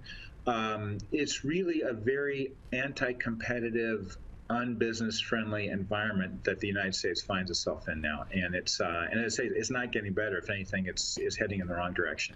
Well, here in New York, Governor Cuomo puts on a ruse, as have some other governors around the country. But here, he has what you've probably seen on your television somewhere, Startup New York ads, where the governor of New York is inviting businesses to come to New York, but unfortunately is going about the wrong way. He's picking and choosing winners. It can only be a high-tech. It can only be located on a state university campus. And if they meet all these qualifications, then maybe they get a tax break. That's not how it works, and New York is totally lagging behind the rest of the country in economic recovery. And it has some of the worst outlooks economic-wise for our cities, et cetera. You know, this is, again, where businesses are trying to pick states which are going to be welcoming them. But are you saying the dreamers and the entrepreneurs are going to have a real hard time? The dreamers and entrepreneurs are going to have a real hard time. Federal law, federal regulations, state law, state taxes, state regulations are making it more difficult and more costly to start a business. There are people there who are on the sidelines that I think have ideas and would like to enter. And it's prohibitive. It's hard to get financing. It's expensive to get financing. It's expensive to hop all the hurdles one needs to hop in order to start a new business and successfully get it off the ground. And perhaps even more important, we make it hard for people with ideas to come here and start them. So, for example, half of all high-tech successful startups are done by immigrants. Yet we make it very difficult for the most talented immigrants to stay in the United States. A lot of them come here to go to graduate school. In fact, in Silicon Valley alone, this is how bad it is. So many skilled, high advanced degree entrepreneurs want to come to this country and start a business. They can't get a visa, so what they're going to do is they're going to live on a cruise ship that's stationed 12 miles off of San Francisco, right where international waters start. They're going to get in a boat and take that boat into San Francisco Harbor and then go into Silicon Valley for a couple weeks, and then they're going to go back out to the ship when they have to. I mean, it's nuts how difficult we make it for people with ideas to start new businesses. Lee, you're right, and unfortunately the problem has become government on all levels has become the enemy of productivity, has become the enemy of the entrepreneur and established businesses, nickel and diming people on rates, on taxes, on regulations, but also hitting them over the head with major ones like corporate taxes, individual taxes, et cetera. Thanks for joining us, Lee. I appreciate it very, very much. Don't go away. There's no other channel you should be switching to, because there's more of the Steve Malzberg Show coming up right after this break.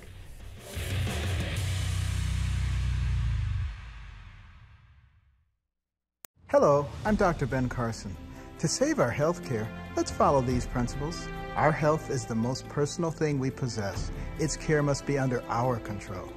Bureaucracy must be prevented from discouraging choice and innovation. Large-scale change shouldn't be imposed from the top down, because you have the right to choose what's best for you. Your personal medical information should be your property, period. States should have the flexibility to develop their own options. You should be free to buy coverage consistent with your moral and religious beliefs. Physicians deserve to practice without the fear of frivolous lawsuits. Join me. Save our health care. Please sign our petition today. Call 1-800-425-6299 or visit our website. Call 1-800-425-6299 and sign the petition to save our health care. Save our health care. Sign the petition today. American Legacy PAC is responsible for the content of this advertising.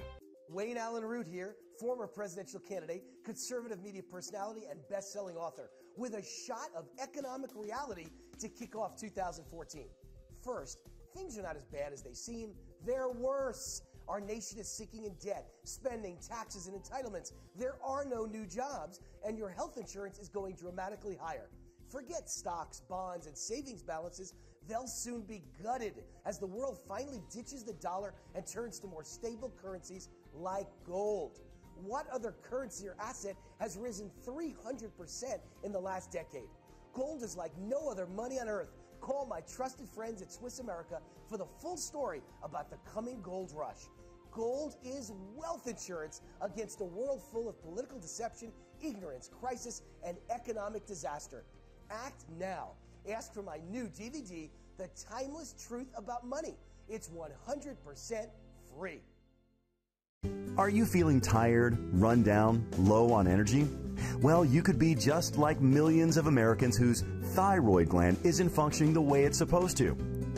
Well, now there's hope to change all of that. Introducing Actilin. Actilin is a premium nutritional supplement designed to support optimal thyroid function. Actilin has 17 powerful ingredients that support adrenal health, thyroid function, energy, and your immune system. Actilin was formulated by the renowned holistic practitioner, Dr. David Brownstein. And now, for a limited time, you can get a free bottle of Actilin with our special offer. You pay only for shipping and handling. Act right now and get Dr. Brownstein's free special report, A Doctor's Guide to a Healthy Thyroid. Get Actilin and the special report. Sign up today at getactilin.com. That's getactilin.com. Or call us at the number below.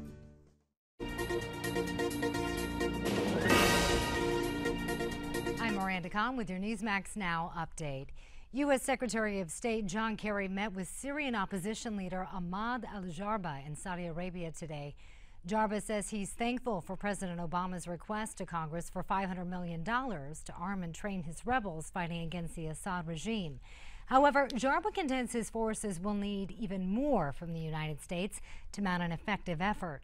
The moderate Syrian rebels are struggling to battle both al-Qaeda's breakaway ISIS and Assad's military. Well, it was called the War to End All Wars. New artifacts from the First World War went on display in London's British Library today. The exhibits show personal accounts from soldiers and others who lived through the war. The United States was uninvolved with the war until 1917, following German attacks on American submarines. And that's your Newsmax Now update. More coming your way in about 30 minutes. Right now, let's head back to Rob Astorino, and the Steve Malzberg Show.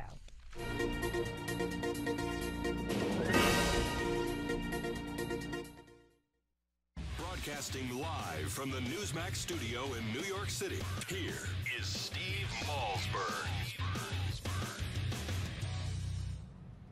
I don't look like Malzberg, do I?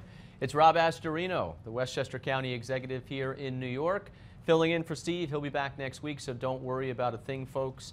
So why am I here? Well, Steve needed a day off, a mental health break for him. But anyway, I am excited to be here. We've got much more to talk about in this show. So if you didn't already know, I am running for governor in the state of New York. And at first glance, you'd probably say, well, why? Can Andrew Cuomo actually be beaten?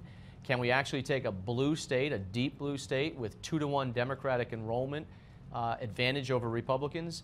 Well, the answer is yes. And you know why? Because I've been there and I've done that. In Westchester County, which, as you know, is the home of the Clintons, it's actually home to the Hollywood elite. It is also the home of famous places like Scarsdale and Chappaqua and some pretty big liberals in Westchester. However, of our 1 million people, we're pretty diverse too. We have 22% Hispanic population. Yo hablo español y este es muy útil y muy importante. It is important, it's useful to reach out, and I've done that. We also have an African American population of 15%. We're a very diverse county. And you know what I found is that people want the same thing, no matter where you are. We want a good education. We want safe neighborhoods. We want taxes that we could afford. And right now in New York State, we are dead last 50th in all the important categories. Under Andrew Cuomo, under this governor, we are losing and losing badly in New York State. Highest taxes in America, worst economic outlook, worst place to do a business, worst place to retire, says the AARP, worst place to make a living, worst place to get an education. We spend the most on education, we're the bottom half in results. We have the most corruption, and that's from the University of Illinois, believe it or not. And you know what this means? 400,000 New Yorkers have thrown in the towel. They've given up hope on New York, and they've fled the state. That's right, they've gone somewhere else, just under the last 3.5 years under this governor. So I've won in 2-to-1 Westchester, and I started 30 points down that race in 2009 when they said it couldn't be done. We were outspent $5.5 million to $1.3 million. And you know what? We won by 13 points twice, election and re-election in Westchester. So we can do it in New York as well. And we could turn this state upside down or right side up, depending on your point of view. But I love your help. So go to robastorino.com, learn more about our campaign. You could also go to Facebook or be my friend and follow me on Twitter. We're going to need your help. And so are Republicans across the state running for governor and Senate and Congress. So be part of the solution. Don't sit on the sidelines. Get involved, and you can also donate money. We'll take it from whatever state it's in. So I'm glad you're with us. We got a lot more to do on this show. For Steve Malzberg, I'm Rob Astorino, and we'll be back with more of the Steve Malzberg Show. But first, here's Dr. Chauncey Crandall with some information about cholesterol patterns.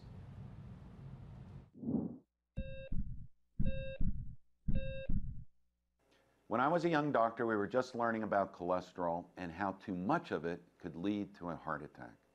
We learned that there were 3 types of cholesterol: LDL cholesterol, which was bad, HDL cholesterol, which was good, and triglycerides.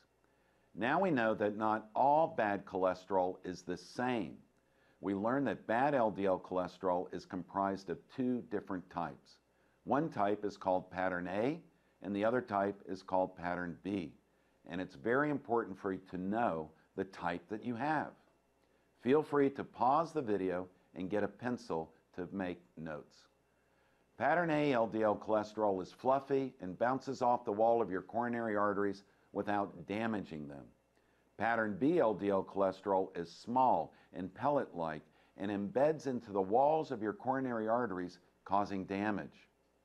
To learn what pattern you have, you must ask your doctor for a blood test that is known as an advanced lipid screening test. Most of the time, doctors will not order it, but this is an important state-of-the-art cardiology test, and research shows that this information is key to determining who is at the highest risk for a heart attack.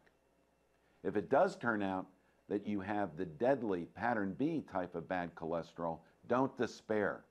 I found that taking 500 to 2,500 milligrams of vitamin B3 or niacin can change a harmful pattern B LDL cholesterol to a pattern A cholesterol. In this Heart Health Minute, I told you about the importance of advanced lipid screening and learning about your cholesterol risk. But there are other very important tests you need to know about as well. Since most of you are already reading my book, The Simple Heart Cure, I want you to go to Chapter 10 and read about the other must-have tests you should ask your doctor about if you are over the age of 50. Get your copy of Dr. Crandall's best-selling book, The Simple Heart Cure, for just $4.95 with this special offer. Go to www.simpleheartbook.com to get your copy today. That's simpleheartbook.com.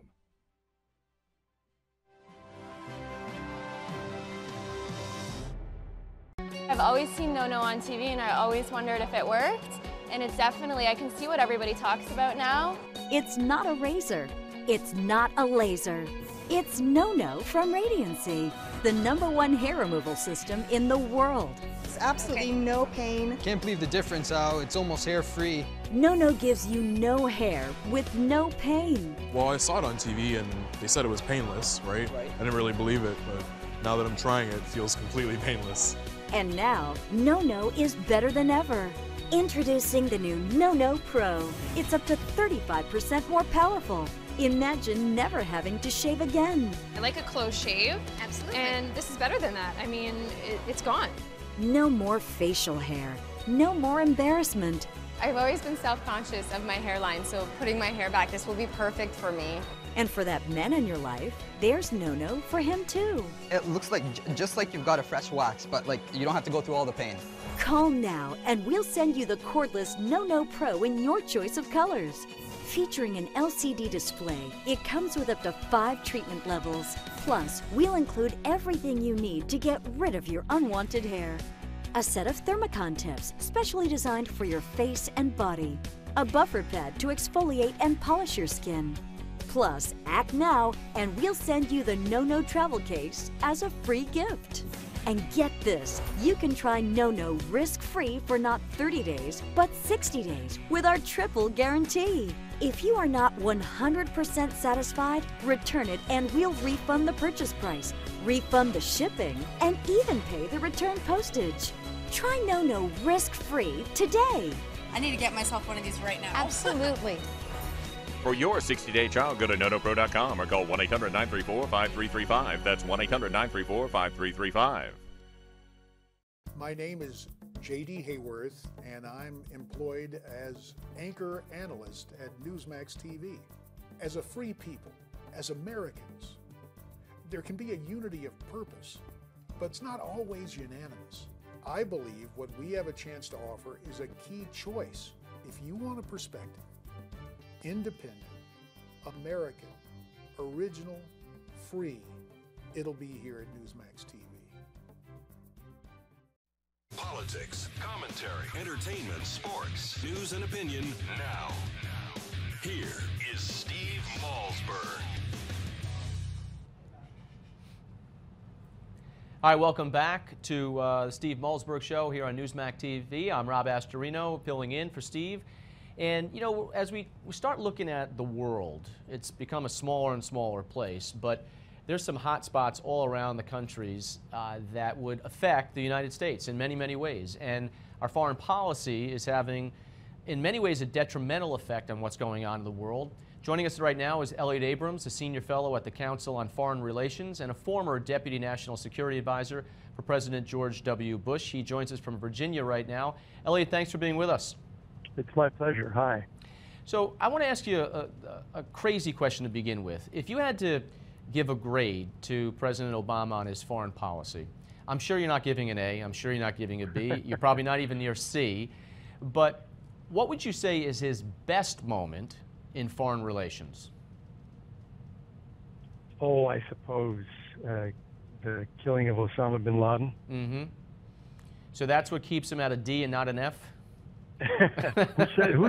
You're jumping to conclusions here. I guess I wouldn't give him an F, but I'd give him a D minus maybe. Yeah. Okay. So a lot of the problems are problems we could have avoided. He could have avoided. In what way? And which is the worst? Well, here's an example. He just announced yesterday, $500 million for the Syrian rebels. People have been telling him to do that for 2 years. His own people, Panetta, General Petraeus, Hillary Clinton even, been saying, look, we need to help these people. And for 2 years, he's been saying, no, no, no, no, no. Now he says, yes, yes, yes, yesterday. But, you know, it's going to be a lot harder now than it would have been 2 years ago. That's just a self-inflicted wound. And there's been about, what, 160,000 people killed in Syria already, millions displaced? I mean, 160,000 dead, 8 million, a quarter of the population, out of their homes. Out of all the Middle Eastern countries, what do you think is the one that we should be deathly afraid of right now? Is it Iran? It's Iran because they're first of all a big sponsor of terrorism, but secondly, they're the one that's going for a nuclear weapon now. That's really, really trying to increase their power in the whole region. And they hate America, not the people. I don't mean the Iranian people, but the Ayatollahs. But how could that be? There are no partner in the Middle East. Well, this is another, you know, the president's been trying to do this since 2009. His whole idea at the beginning was engagement with Iran. And he couldn't do that after the people rose up in June 2009. He's back to it now, seeing them as a potential ally. They are an enemy of the United States. This is crazy to think of them as a potential ally. And it really spooks the Israelis and our Arab friends to think that we make this mistake. Yeah, and, you know, I guess the old saying, what, the enemy of my enemy is my friend, but I mean, I think we're going a little too far on this one. And you just mentioned Israel. I've been to Israel. You've been there a zillion times. I am amazed at how this country and the people of Israel live on a daily basis with threats all around them, and yet they still manage to smile, to have a good, growing economy, a stable democracy. And yet, it seems that time and time again, this president, this administration has thrown Israel under the bus, and things are probably the rockiest in relations that they've ever been. I think the Israelis have really lost faith in him. So the Arabs, by the way. I mean, that's the funny thing about this. It's not as if, you know, well, you got to choose the Israelis or the Arabs. They have all lost faith in the United States today under President Obama. as a reliable ally because they just don't know what he's going to do next. You know, policy changes from one day to the next. And they all remember the Syria red line, you know, last summer, chemical weapons, and he turned on a dime. You hear that in every conversation out there. They have not forgotten that. Well, you're not supposed to use a dry eraser marker that you could, you know, just wipe off the board. That's not scary. It's the permanent marker that you're supposed to put for a red line that people are supposed to respect, but that's not happening anymore. Where are we, do you think, with Middle East relations as it relates to Israel? Because clearly, here in New York, there are many Jews who have relations directly with Israel who, as I've talked to them, are really frightened about what is happening down the pike, short term as well, with the state of Israel. There seems to be anti-Semitism. You see what happened with the Presbyterian Church. There seems to be a movement in the United States to sort of push away from Israel. Long term, that cannot be good, I can't imagine, for the United States. No, I think the Israelis are worried. I mean, they look around them, you know, Syria to the north. They're very worried about Jordan to the east because we've heard from ISIS, from the jihadis, that they want to attack the king of Jordan. And the Israeli-Jordanian relationship is a good one. They're at peace. They have a peace treaty. So they're worried about what's going to happen to Jordan. Obviously, they see the same thing we do in Iraq. They're definitely worried about Iran getting a nuclear weapon, and they're not sure at all that the president's going to stop Iran from getting a nuclear weapon. So they are really in a kind of fortress mentality right now. And I wish that we were a more solid friend of theirs right now. Thank God, I would say, first of all, for the American evangelicals who are really solid as a rock for Israel. You know, I remember I went to Israel about 2 years ago with the Jewish Community Relations Council, and it was a mission, and it was packed. You know, our schedule was just packed. We went from top to bottom. We went in the Golan Heights, and we went to the Gaza Strip and the West Bank, and we were in a town called Sderot, which you've probably been to or heard about, where on average every third day rockets get launched into this little village. And it's amazing that people live this way, and as they turn to the United States, always looking that they're going to be there, I think what's happening now, from what I'm hearing, is that most Jews here in America, certainly, and probably Israelis, are saying, will they actually be there when the time comes, if the time comes? Yeah, there's a great worry. You know, when I ask Israelis what worries you most, many times the answer is, you guys. That is, the United States. Is obviously, we're their greatest friend, but the question is, right now, with Obama policies, you know, is he going to be a really reliable ally for them? What would you rate? It's a real problem. Yeah, where would you rate Secretary of State Kerry on this? Well, you know, they like Kerry in the sense that they don't think he's deceptive. They don't think he's tricky. They don't think he's a liar. They think he's trying to do the right thing. But they don't know where he's getting his ideas. You know, I have never met a single Israeli, not one, who thought this idea that, you know, he was going to make peace in 6 months was a sane idea. And they also know that the president doesn't seem to take his advice. You know, when it comes to Iran or Syria or anything, the president doesn't seem to take any advice. So I would say they kind of like Kerry, but they don't think he's going to save them. What about Russia? The bear certainly has awoken and now dealing directly with China on many things. When you know the music stops and there's 3 countries and 2 seats, is it going to be Russia and China and the U.S. is out? Well, that's a great worry over there because, you know, what's happening in Syria is Russia is proving itself to be a reliable ally for Syria and Iran, in a way a more reliable ally than the United States is. You know, you talk to the Syrians or the Iranians, they think Russia's a pretty good ally. Go talk to the Poles and the Czechs. They won't say that about the United States. They worry about the United States. So I think the thing about Russia, you know, the one thing about Russia that is good news for us, he's got a one-crop economy, and it's oil. And if we could ever get world oil prices down from about 105 now to, say, $75 a barrel, he's done, you know. The Russian economy collapses, his military budget collapses. But for the moment, with oil at that high a price, he's riding high. What about in Ukraine right now, in the last 30 seconds or so? You know, this is a step forward for Russia as they provoke what is an ally to us, Ukraine. Do you see this getting worse, or do you think it's sort of calmed down a little bit? I see it getting worse because I think he's going to try little tricks. He's done Ukraine, next is, the Baltic states, and the same kind of covert actions first, and he doesn't have to send in the Russian army.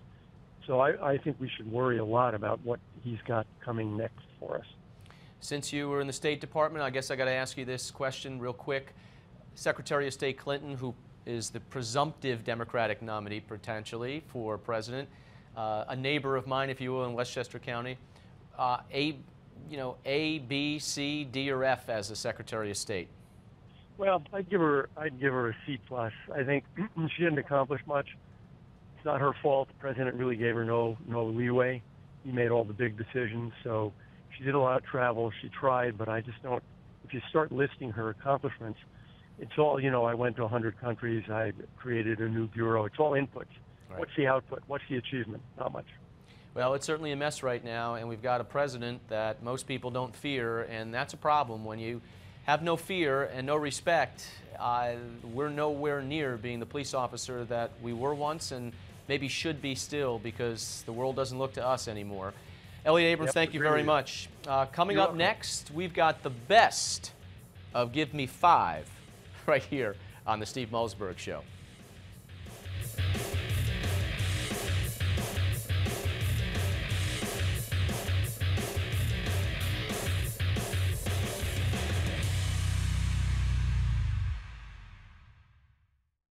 Do you own mutual funds? You may be paying fees and costs of up to 5% and not even know it.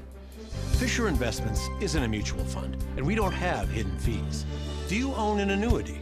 Your broker may have made a commission of 8% or more when he sold it to you. Are you sure he had your best interests in mind?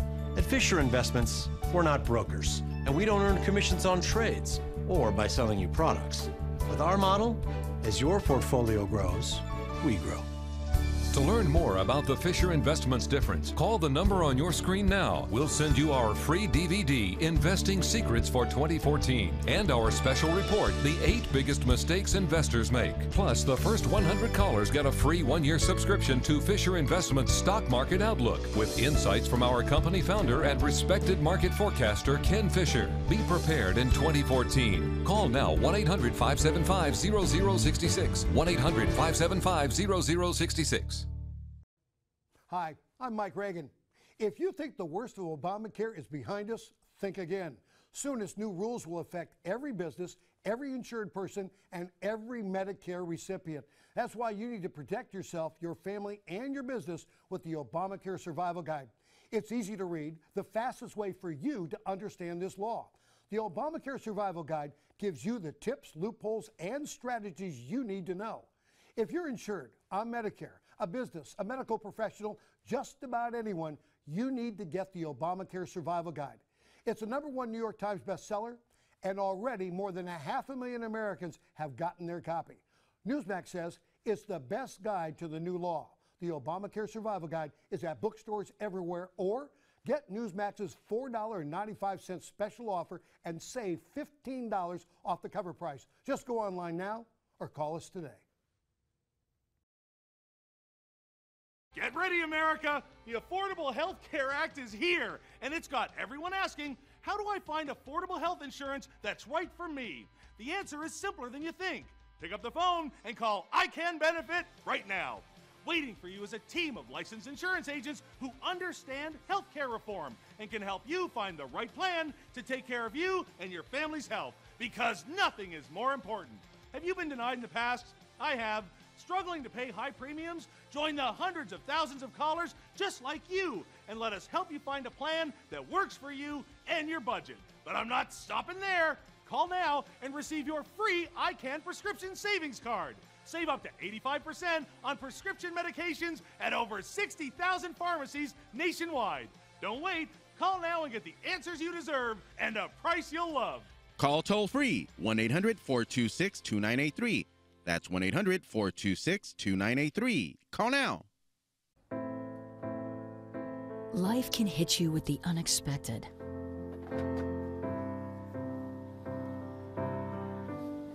Forcing you to make difficult decisions.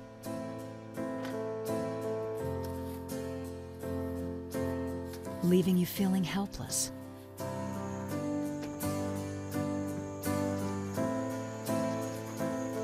You don't have to lose your home. It's time to take control. The National Foundation for Credit Counseling can help.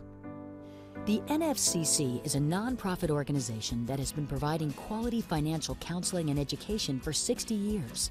Our national network of community-based member agencies have helped millions of consumers with foreclosure prevention.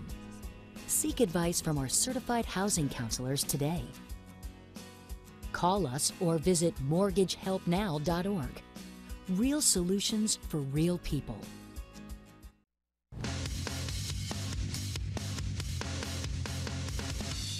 I thought I was okay.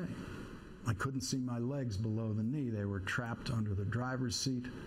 Michael asked if I could move my toes. I said I could. And then, and only then, he told me that meant I wasn't paralyzed. All right, folks. You know, I've taken Lawrence O'Donnell to task in the past. Welcome, by the way, to Gimme 5. Lawrence O'Donnell was in a bad cab accident overseas, along with his brother. And they were both injured. They both needed surgery for their injuries. Here, he was describing in his return to MSNBC last night the aftermath of the accident. And then he talks about how the NBC family, for which he works, came through for him. You know those people who tell you that the company they work for is like family to them, and you don't believe them? How's this for family? A team led by the president of this network, Phil Griffin, and Pat Philly Cruchel, head of the NBC News Group, worked through the night to get me back to New York for surgery, and they did exactly the same thing for my brother Michael. They didn't have to do that. They sure didn't have to get my brother out, but they did. That's what family does. That's what family does. Very fortunate indeed that his network flew him and his brother back to stateside and provided for them the necessary facilities, brought them to the best facilities. And that leads us to why I'm bringing you this Gimme 5. How many times have you heard Harry Reid misrepresent the Koch brothers, call them un-American for their political beliefs, which is un-American in and of itself, the claim that is, and make believe that they're the only billionaires that are politically active when the left has a litany of billionaires, as documented by Jake Tapper the other day, and we brought that to you. But the Koch brothers, as I have talked about, have done wonderful things, provided wonderful things, hospitals for special surgery, for children, cancer centers. They've donated hundreds of millions of dollars. And guess what hospital wing they took Lawrence O'Donnell to? Our planes landed in New York and Boston around midnight Sunday night. An ambulance took me to a place I had never heard of, the Hospital for Special Surgery. It's rated #1 in the country and therefore the world for orthopedic surgery. The first words I saw when I was rolled into the hospital was the name David H. Koch. Yes, that David Koch. Now brace yourselves, please, for the first positive words said about David Koch on this program. I agree with Harry Reid's critique of the Koch brothers' contributions to American politics, but that is not the only thing they contribute to. No, it's not. And I hope when Lawrence O'Donnell says he agrees with what Harry Reid, that he doesn't believe the Koch brothers are un-American. You could disagree with them, but un-American, I hope he didn't mean that. But watch. They have given $100 million to Lincoln Center. They have given huge amounts of money to medical research and treatment. David Koch has given over $25 million to the hospital that put me and many other men, women, and children back together, people with much worse injuries than I had. David Koch's money helped make their hospital experience a better one, and that is a very, very good thing. Wow. Wow, wow, wow. Isn't that interesting? You know, God forbid it takes that kind of an accident or worse for anyone else to understand and realize that there's good in people, even if you think they're not good people. And that's what Lawrence O'Donnell found out. Here's one more. F. Scott Fitzgerald spoke to what some of you are feeling right now when he said, "The test of a first-rate intelligence is the ability to hold two opposed ideas in mind at the same time and still retain the ability to function. You can pass that test. I know you can. You can be outraged by what the Koch brothers do with their money in politics, and you can appreciate what they contribute to hospitals and medical research, and you can do that at the same time and still retain the ability to function. Look, I'm doing it right now, and I'm still sort of functioning. All right. Well, we're glad Lawrence O'Donnell's okay. I hope he clarifies. I hope he doesn't agree with Harry Reid that they're un-American. On the Steve Malzberg Show.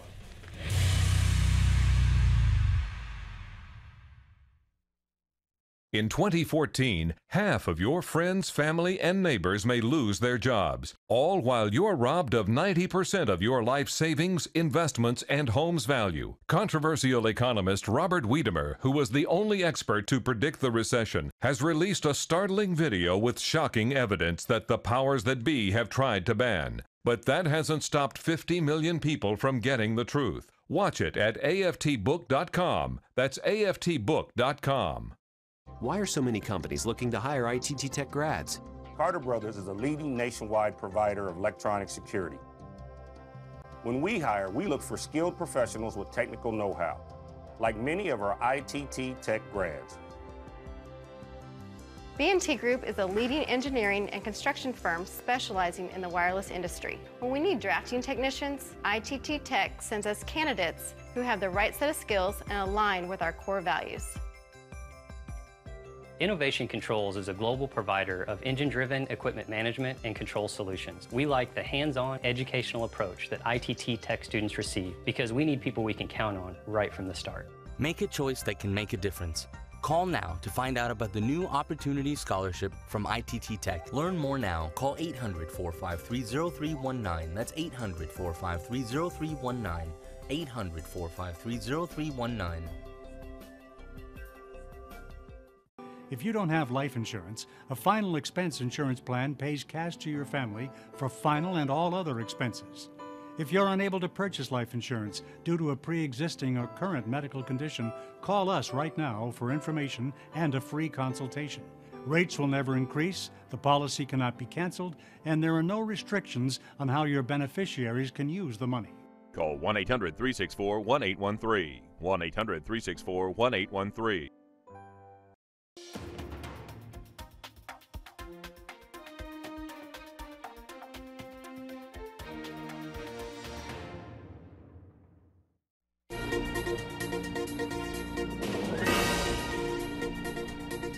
I'm Miranda Kahn, here again with another Newsmax Now update. Well, are you ready for this?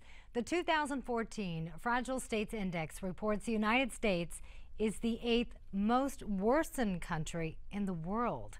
According to an annual report by the Washington-based nonprofit Fund for Peace, the U.S. tied with Singapore and Thailand on the index. According to CNN, the United States ranked 8th on the list because of lackluster bipartisanship in Congress, no big surprise there, and the partial government shutdown last year. And some news that may surprise some of you, Iran was named the most improved nation despite concerns about its nuclear program. U.S. Senator Ron Johnson says America is running out of options in Iraq. Johnson supports sending U.S. troops into the Kurdistan region and thinks Washington needs to do more to help the people of Iraq. He also says the U.S. should protect Americans who are over in Baghdad, but fears there's no hope the country can be saved from ISIS rebels. And that's your latest news. I would absolutely support sending troops to protect Americans and evacuate them if it comes to that. And Johnson adds that while American troops can help the nation of Jordan and Kurds in Iraq, the city of Baghdad may be lost. And now, that's your Newsmax Now update. Now back to the Steve Malzberg Show.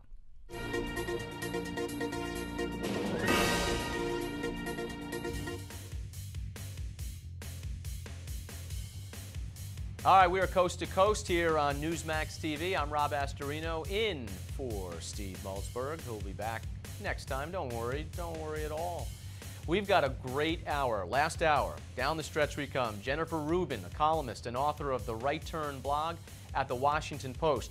She'll be here to discuss the IRS scandal as well as, well, her take on Hillary Clinton's recent media tour. The Malzberg panel is back. columnist at Breitbart.com, and American thinker C. Edmund Wright, and president of the Galen Institute, Grace Marie Turner.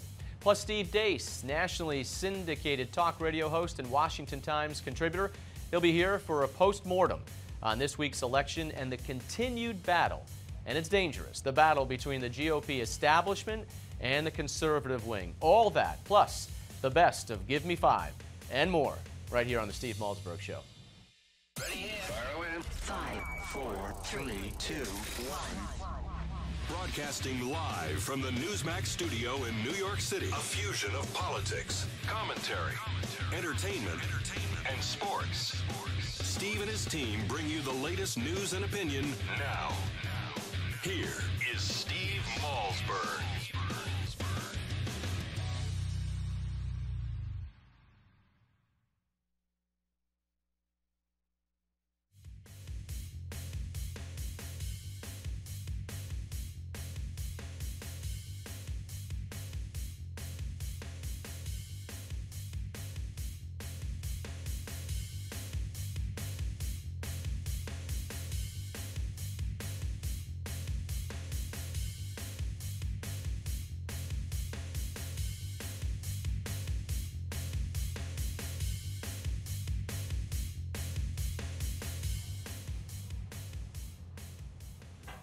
Who doesn't love a little extra drums? I'm Rob Astorino, in for Steve Malzberg, and we will talk to Jennifer Rubin in just a moment, but who am I? Well, I'm filling in for Steve. Steve and I used to work together here in New York City on radio at WABC, and so we share the same kind of opinions and sort of right brain kind of friendship with Steve and I, and I'm thankful for him for letting me sit in for a little while here to be with you coast to coast right here on Newsmax TV.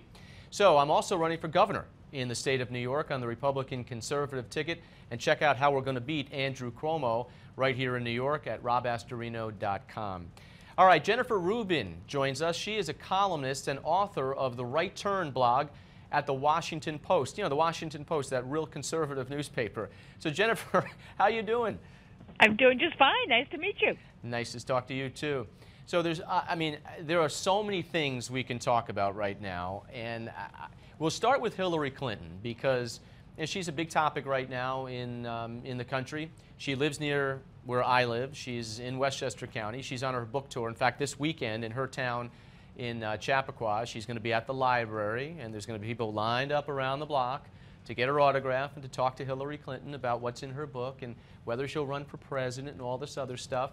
So what do you make of this fascination? And I have to say, you know, I've talked to Hillary Clinton several times. I've marched in parades with her for Memorial Day, and I've had chances to just sort of chat with her. And, you know, in my experience, she's been very friendly to me, very nice to me. I don't agree with her on anything on her worldview, but what do you make of this fascination? And I can tell you, when I walk in these parades, and there are maybe thousands of people lined up, all you hear, it's like fawning. Hillary, I love you, Hillary. What do you make of this whole fascination with the Clintons, but especially Hillary Clinton? Well, first of all, I'm so glad you chose this topic to start off with because I love this story. She has been so awful, so horrendous in this book tour that even the mainstream media is going after her. My paper, The Washington Post, which you alluded to is no conservative journalistic enterprise, had a great front page story on all their worth and all their wealth for people who were broke, in Hillary's words. Dead broke. Dead broke.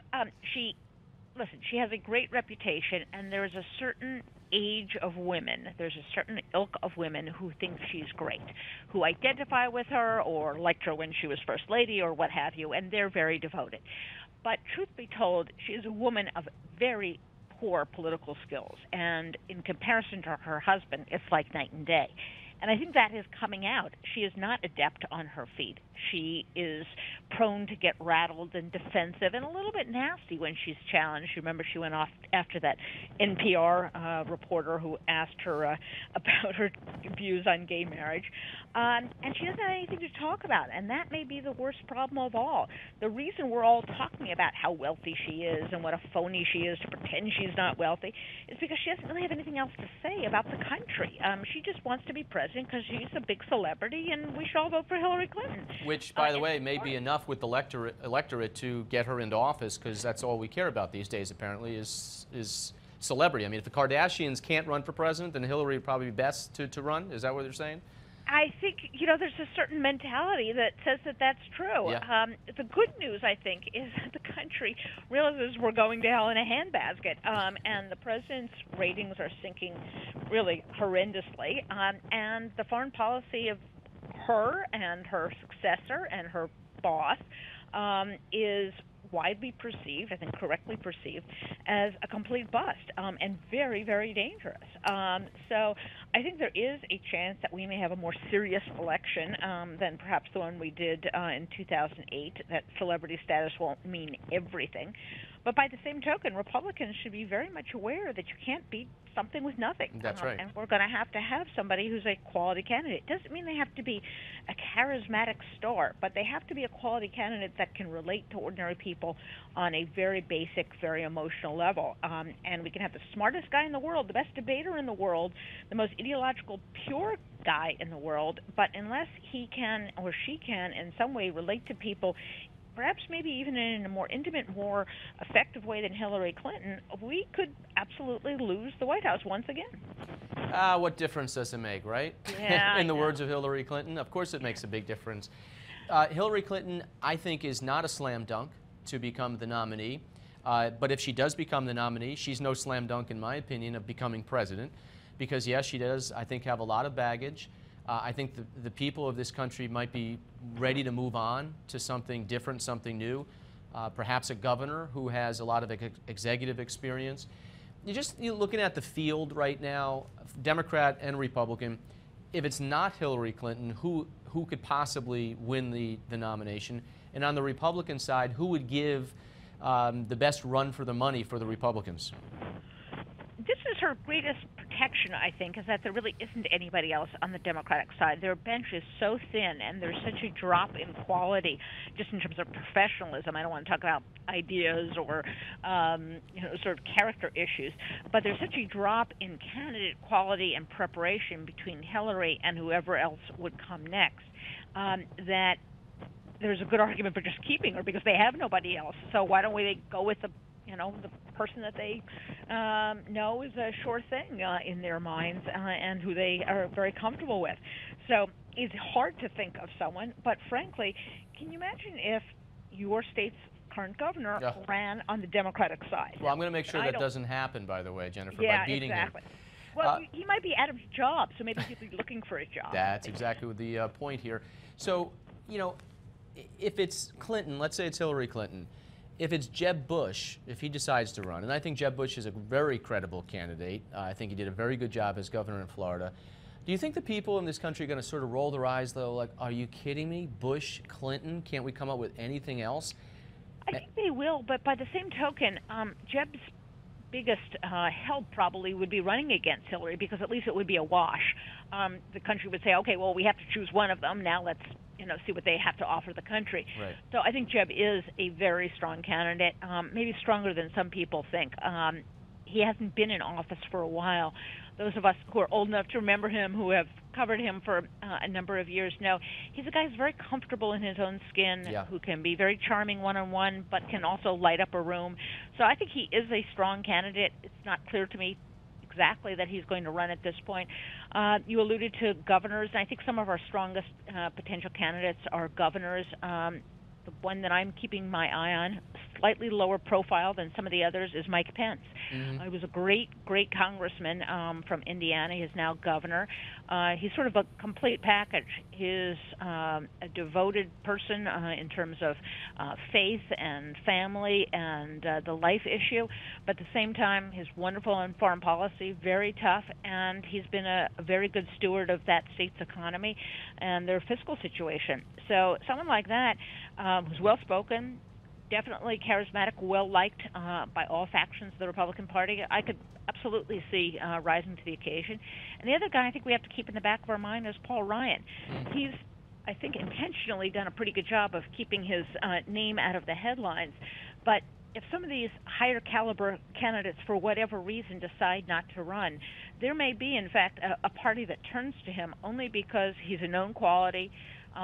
They know he's ethical. They know he's a decent person. They know he's a conservative, and he certainly has experience. So I wouldn't completely eliminate somebody who's inside the Beltway, because I think Paul Ryan, ultimately, if he runs, would be a very impressive candidate. If the Republicans don't have a circular firing range, I think we're in a great position, because I think we've got exciting candidates who are new enough to the national scene with a great record in their own states or own office that it'll be a very big dichotomy between sort of the been there, done that scandal and baggage of the Clintons versus the newness, if you will, of people who've actually made a difference doing what they're supposed to do in their state. So I'm not writing off the Republicans. I think they've got a great shot, especially after 8 years of what we're dealing with right now in the Obama administration. A couple other things. The IRS scandal in the last minute and a half or so. Why is this being sort of, you know, laughed off or not getting the attention it should? I mean, what's happening there is frightening.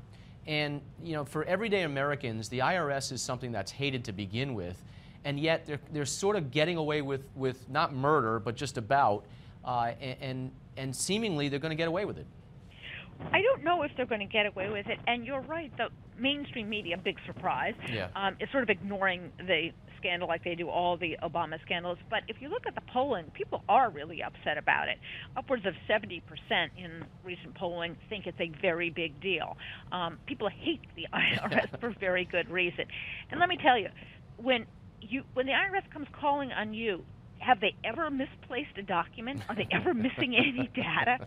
So the notion that when it's really important that we find out information about them, suddenly computer crashes everywhere, missing emails, it just strains one's credibility to the breaking point. So I think people do think it's a scandal. I think they are up to something that is very unpleasant, which is targeting people for their political beliefs and then covering up. And I think the pressure is going to increase on a special prosecutor, particularly if the Republicans capture the Senate, in which case then you're going to have two houses of Congress that are pretty much up in arms. So I think that of all of the scandals, in some ways, is the most potent, simply because the average person understands the IRS is a rotten group of people sometimes. 3 dirtiest letters in the English alphabet. Jennifer, thank you very much for being with us. You know, next time the IRS sends me a form or says we're going to audit you, I'm just going to say I can't find that receipt for 6 years ago and see what happens. Up next, the Malzberg panel, right here on Newsmax TV.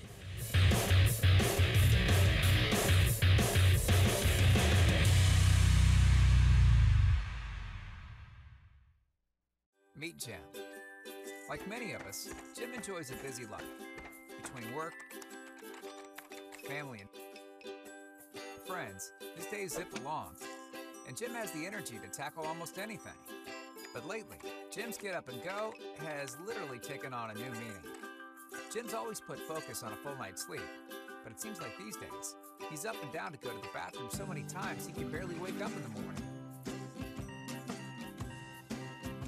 Prostate concerns have him sad, tired, and worried. Activities that were once enjoyable now seem like a chore for Jim. His golf game is at the mercy of his bathroom schedule. Family outings are planned around it too. Jim even has difficulty going to the bathroom. He's tried so many prostate remedies he can't keep them straight. Nothing ever seems to help. Then Jim found out about Prostate Revive, the all-natural dietary supplement specifically formulated for men, targeted towards improving and sustaining normal prostate function. Prostate Revive includes 15 super ingredients never combined before, including saw palmetto extract, beta-cytosterol, pomegranate fruit extract, selenium, and other high-quality nutrients. These targeted and all-natural ingredients promote healthy urinary flow and optimal prostate health. And the best part is, Prostate Revive was developed by a renowned medical doctor. Dr. David Brownstein personally formulated Prostate Revive with one goal in mind: to promote a healthy prostate gland. Thanks to Prostate Revive, Jim's got his life back. He gets a full night's sleep every night, and his friends and his wife can't believe he's the same guy. He has his old energy back, and no one has to wait for him. He doesn't even think about his prostate concerns anymore. Visit medicselect.com to take back your nights and improve your quality of life with Prostate Revive. Learn about our risk-free trial offer at prostaterevive.com/Jim. I realized at that moment, these people really needed us. And I was going to make a difference right here in my community. Be there for your community at NationalGuard.com.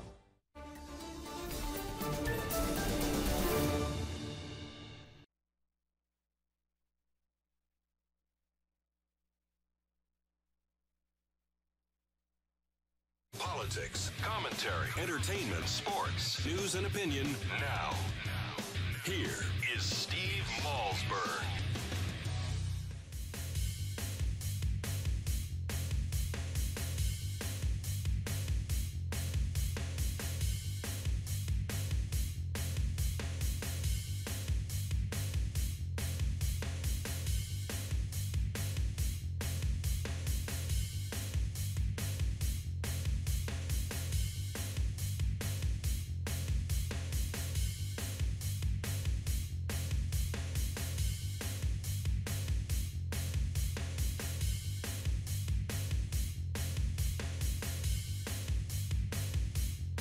Well, Steve didn't have a facelift or any other differences to his face. It's me, Rob Astorino, the Westchester County Executive, filling in for Steve, who gets a good day off today. I hope he's having fun.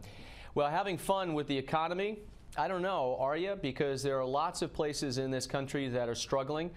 Certainly overall, the economy is not doing well. It plunged in the first quarter by almost 3%, the GDP, and here to talk about that and what it means to you, because sometimes with the economy, we can always get lost in the numbers, but what it really means to you and going forward, what it means for your future, is Lee Ohanian, who is a professor of economics at UCLA and a senior fellow at the Hoover Institution.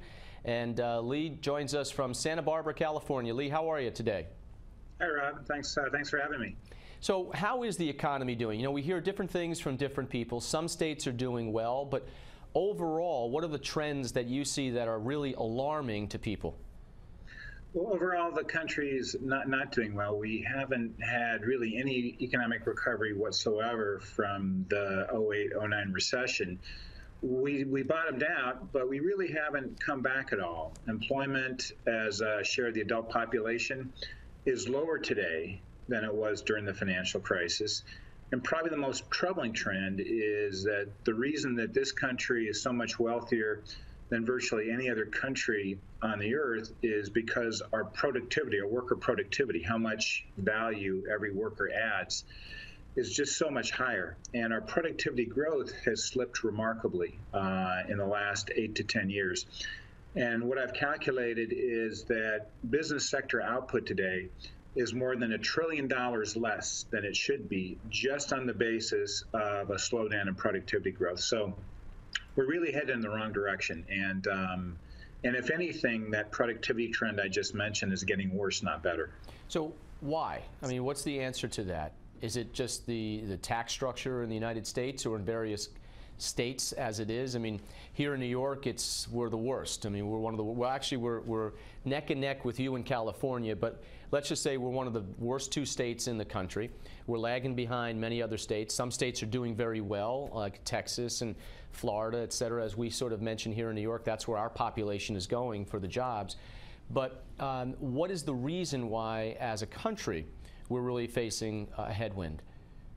Well, you know, really fundamentally what it boils down to is that we just have a much less dynamic economy today and for the last several years than we've ever had. So in particular, new economic growth comes from new businesses, you know, new startups. You know, so the economic titans of today are Microsoft and Apple and Google and Intel. These are all companies that started in 1970 and 1980. They started small, and then they became remarkably successful.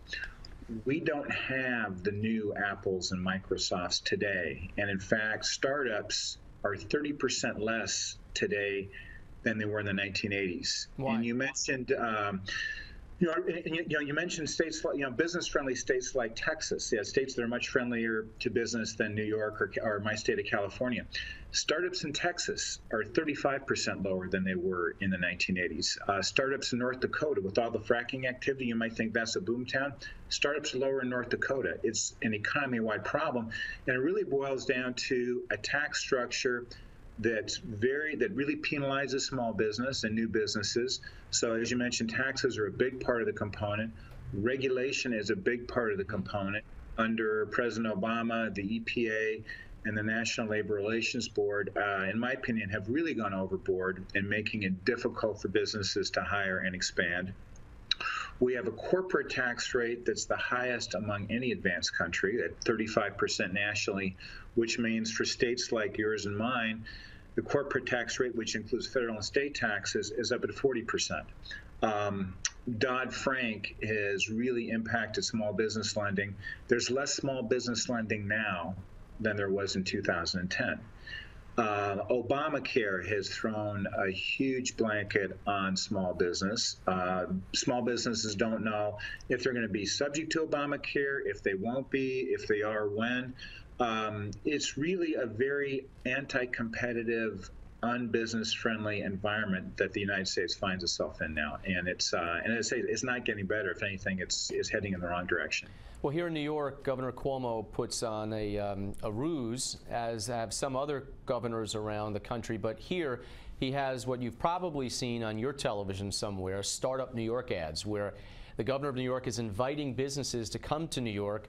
But unfortunately, he's going about the wrong way. He's picking and choosing winners. It can only be a high-tech. It can only be located on a state university campus. And if they meet all these qualifications, then maybe they get a tax break. That's not how it works, and New York is totally lagging behind the rest of the country in economic recovery. And it has some of the worst outlooks economic-wise for our cities, et cetera. This is, again, where businesses are trying to pick states which are going to be welcoming them. But are you saying the dreamers and the entrepreneurs are going to have a real hard time? The dreamers and entrepreneurs are going to have a real hard time. Federal law, federal regulations, state law, state taxes, state regulations are making it more difficult and more costly to start a business. There are people there who are on the sidelines that I think have ideas and would like to enter. And it's prohibitive. It's hard to get financing. It's expensive to get financing. It's expensive to hop all the hurdles one needs to hop in order to start a new business and successfully get it off the ground. And perhaps even more important, we make it hard for people with ideas to come here and start them. So, for example, half of all high-tech successful startups are done by immigrants. Yet we make it very difficult for the most talented immigrants to stay in the United States. A lot of them come here to go to graduate school. In fact, in Silicon Valley alone, this is how bad it is. So many skilled, high advanced degree entrepreneurs want to come to this country and start a business. They can't get a visa, so what they're going to do is they're going to live on a cruise ship that's stationed 12 miles off of San Francisco, right where international waters start. They're going to get in a boat and take that boat into San Francisco Harbor and then go into Silicon Valley for a couple weeks, and then they're going to go back out to the ship when they have to. I mean, do you own mutual funds?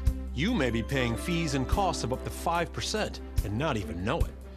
Fisher Investments isn't a mutual fund, and we don't have hidden fees. Do you own an annuity? Your broker may have made a commission of 8% or more when he sold it to you. Are you sure he had your best interests in mind? At Fisher Investments, we're not brokers, and we don't earn commissions on trades or by selling you products. With our model, as your portfolio grows, we grow. To learn more about the Fisher Investments difference, call the number on your screen now. We'll send you our free DVD, Investing Secrets for 2014, and our special report, The 8 Biggest Mistakes Investors Make. Plus, the first 100 callers get a free 1-year subscription to Fisher Investments Stock Market Outlook, with insights from our company founder and respected market forecaster, Ken Fisher. Be prepared in 2014. Call now, 1-800-575-0066, 1-800-575-0066. Tired of mops that can't reach the dirt? Do you hate wringing out mops with your bare hands? Oh, no! Is your mop a dirty, disgusting mess? Well, no more. It's time to meet the incredible Hurricane 360 Spin Mop System, the only mop and bucket that spins the dirt away. The mop head spins to pick up the most dirt, gets into corners and around toilet bowls. The super absorbent head picks up 10 times its weight in dirty, disgusting liquid, traps it inside, and doesn't drip. To clean it, just put it in the bucket, and like magic, it just spins the dirt away. And you will never touch dirty, disgusting mop water again. But the magic of the Spin Mop keeps on coming. The Hurricane 360 Spin Mop picks up dust and dirt at the same time. And it works on any hard surface and will never scratch or leave streaks. Its amazing bucket just can't be beat. Just dunk and spin. There's nothing else like it, guaranteed. No more touching dirty, disgusting mops, and no more getting on your hands and knees. Get the only mop that features spinning action and the revolutionary spinning bucket that cuts your cleaning time in half. Get the Hurricane 360 Spin Mop System for just 2 payments of $19.99. You'll also get a Sticky Buddy, the reusable sticky roller that picks up pet hair and lint and washes clean in seconds. You can take advantage of our limited time 2-for-1 pick it up special and get a second Spin Mop set. Just pay additional shipping and fee. You get it all: 2 spin mops, 2 mop heads, 2 revolutionary spinning buckets, and 2 Sticky Buddies for just 2 easy payments of $19.99. And we'll upgrade you to free priority handling. So don't wait. Order now. Call 1-800-611-4362. That's 1-800-611-4362 to get your Hurricane Spin Mop double offer. So hurry and call now at 1-800-611-4362. That's 1-800-611-4362.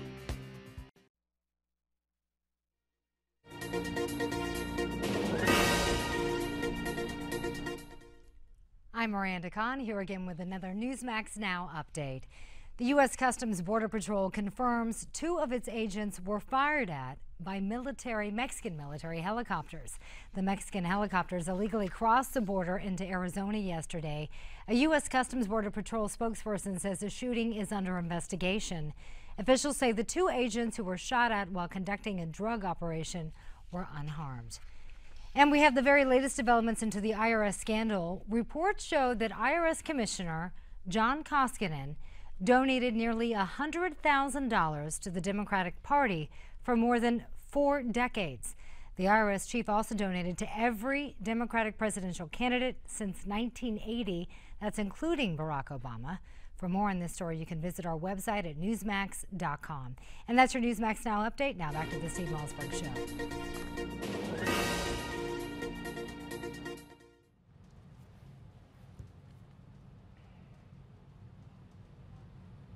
We are back here on Newsmax TV, and I am Rob Astorino in for Steve Malzberg. We got more to go. We're coming down the home stretch, so make sure you don't go anywhere because there really is no other network. You keep it right here.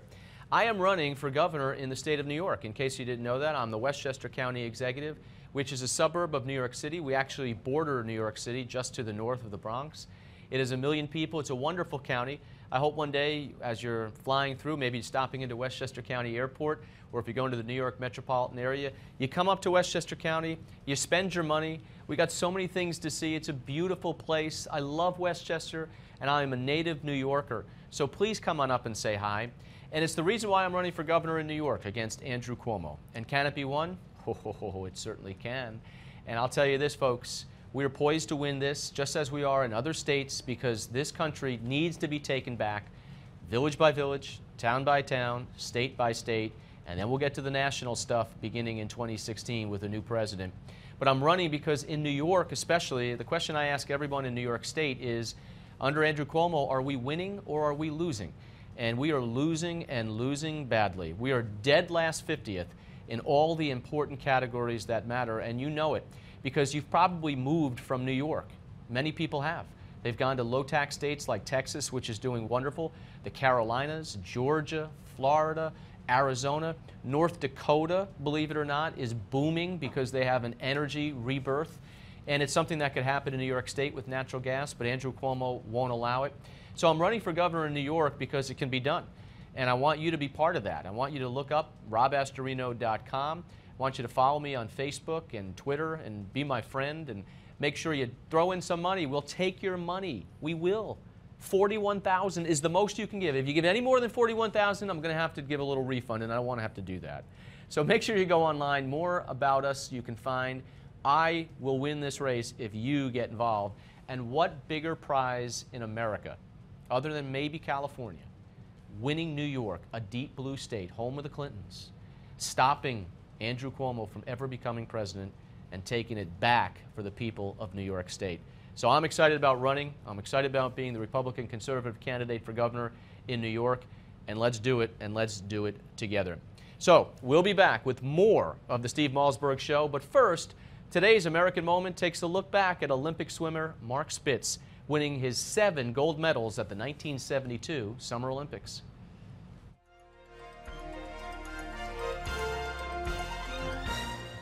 I'm going to tell you something. They're going to call you chicken if you don't swim. You are the world record holder.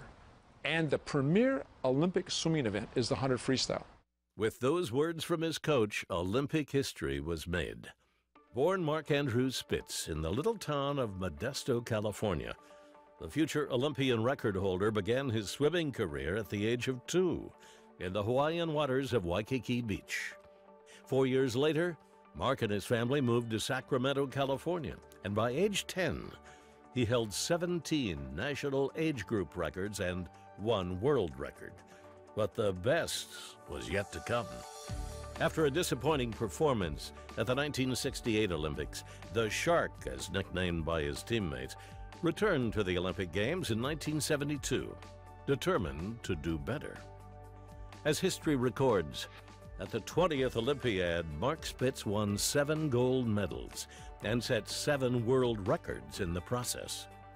But it almost didn't happen.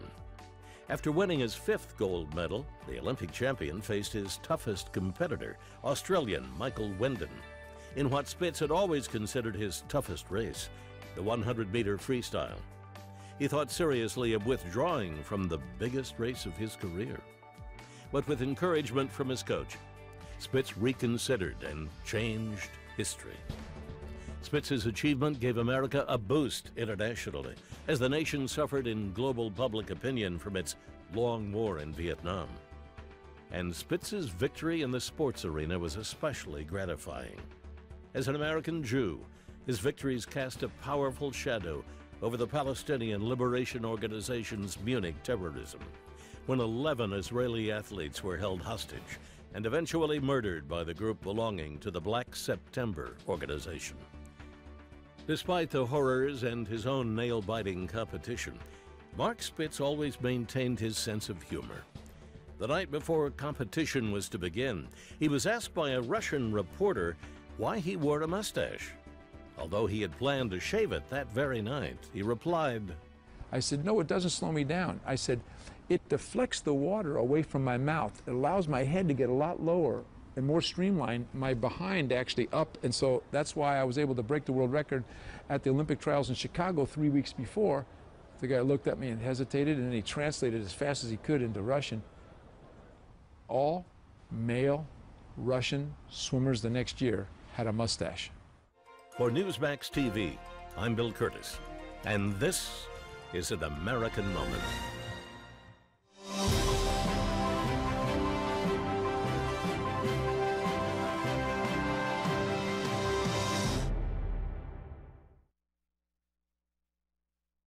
Falls are the #1 cause of injury to senior citizens. Falling down stairs can be disastrous. Acorn Stairlifts has a solution. Just don't fall. Sit, relax, ride with an Acorn Stairlift, the world's leader in stairlifts. That's right, don't let limited mobility keep you from going up and down your stairs, even outside. Call Acorn Stairlifts now for a free information kit and no obligation quote. Now you can safely ride with your Acorn Stairlift. Now I don't have to worry about him climbing those stairs again. And our Acorn Stairlift was very affordable. Our Acorn Stairlift is definitely more affordable than moving. The Acorn Stairlift has a padded seat and backrest for maximum comfort. It easily folds up for access to the stairway. 5 safety sensors stop your Acorn Stairlift if there's something in the way. And it even runs during power outages. And I'm the king of my own castle again. You'll be working directly with the world's leader in stairlifts. That's right, there's no middleman. Acorn's trained technicians professionally install your stair lift directly to the staircase, in most cases in 2 hours or less, with no need for special construction. We don't leave until you're completely comfortable using your Acorn stair lift. Don't risk a serious fall down the stairs. I was really surprised at how little they cost. Call for your free no-obligation information kit and quote from Acorn Stair Lifts. Just don't fall. Safely ride up and down your steps. Give your life a lift with an Acorn stair lift. Call 1-800-514-1402 for your free information kit. That number again is 1-800-514-1402. Or visit our website today. Call now. Tonight we are a country awakened to danger and called to defend freedom. Mr. Gorbachev, tear down this wall. One day live in a nation where they will not be judged by the color of their skin, but by the content of their character. Ask not what your country can do for you. Ask what you can do for your country.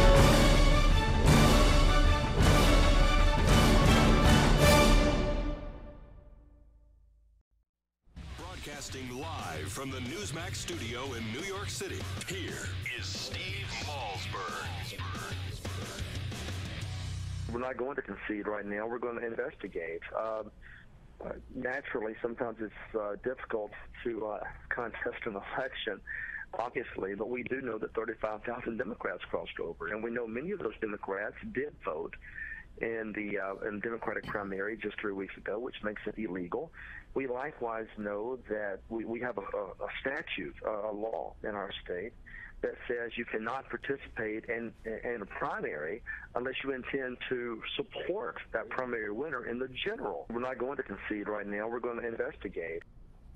That's Chris McDaniel, who is not conceding yet. There's a 2-point spread right now in his primary with Thad Cochran. And you know, this is the race that caught a lot of attention within the Republican Party around the states. Obviously, Cantor losing was just the shot heard around the world. But this one, too, because it was the establishment versus the conservative wing, if you will, even the Tea Party wing, if you will. Steve Deace joins us now. He's a nationally syndicated talk show host and contributor to the Washington Times. Steve joins us from Iowa. Steve, how are you? I'm doing well, Rob. How are you? I'm good. So here we go again with this, the talk about right and wrong in this kind of election, Tea Party versus establishment. Whether or not there was some funny games played. There's always funny games played in these kind of elections. But does McDaniel have a beef here in this one? Chris McDaniel has become something more powerful, I think, now, Rob, than a candidate. He's become a symbol, and this has been a divide that has been brewing now for several years. And it's not like this is just a galvanizing moment as much as it is the straw that broke the camel's back. I can't tell you how angry my audience is, how angry my Twitter timeline has been. There's been two kinds of people in my Twitter feed the last 3 days, Rob. Leftists agreeing with the Republican establishment that I'm a racist, so that's nice.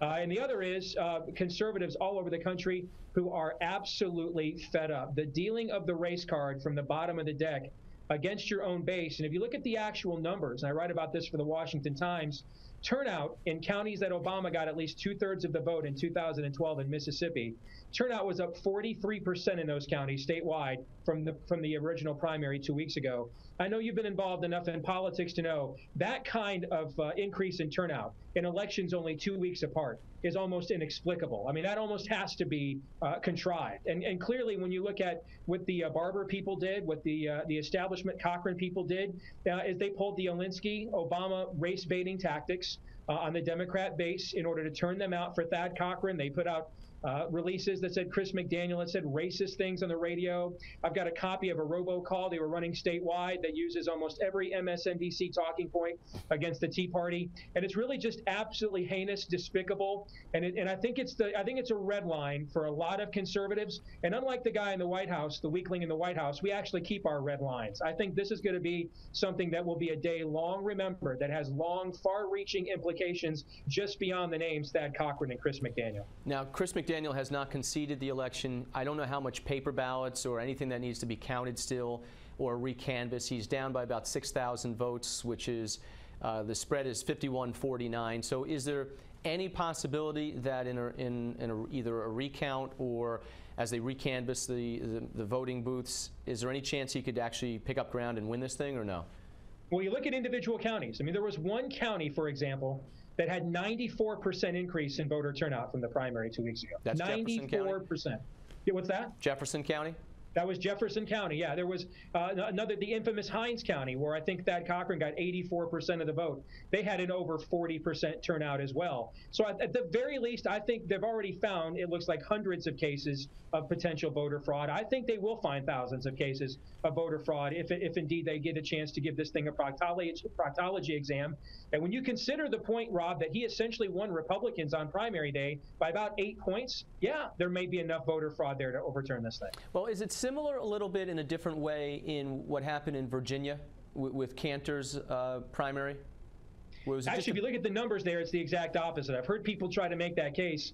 What happened to Eric Cantor is Republicans got rid of Eric Cantor. What happened here is Democrats kept Thad Cochran in the U.S. Senate. So they're two totally different things. In fact, if it's analogous to anything, it's probably analogous to what happened in the Virginia governor's race last year, where the establishment left Ken Cuccinelli on the side of the road. The Republican Governors Association gave Cuccinelli about 1/3 of the money they gave to Bob McDonnell in 2009, who's facing all forms of ethics charges and probes nowadays. And they essentially left Cuccinelli, who they thought was too conservative, couldn't win, and who led on election night until the final 2% of precincts in largely black Democrat districts were called, and lost that race by about 2.5 points. If our viewers here don't think that the money they gave to Bob McDonnell, they didn't give to Ken Cuccinelli, would not have made a difference in a race decided by 2 points, they're crazy.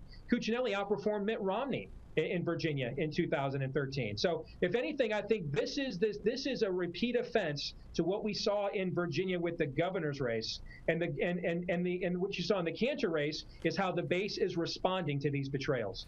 I can tell you, Steve, you know, I ran for re-election in Westchester County last year as county executive, and we won. And the other side, the Democrats, tried all this nonsense on us. In my race for governor this year against Andrew Cuomo, we're already dealing with the race card because that's how they play early.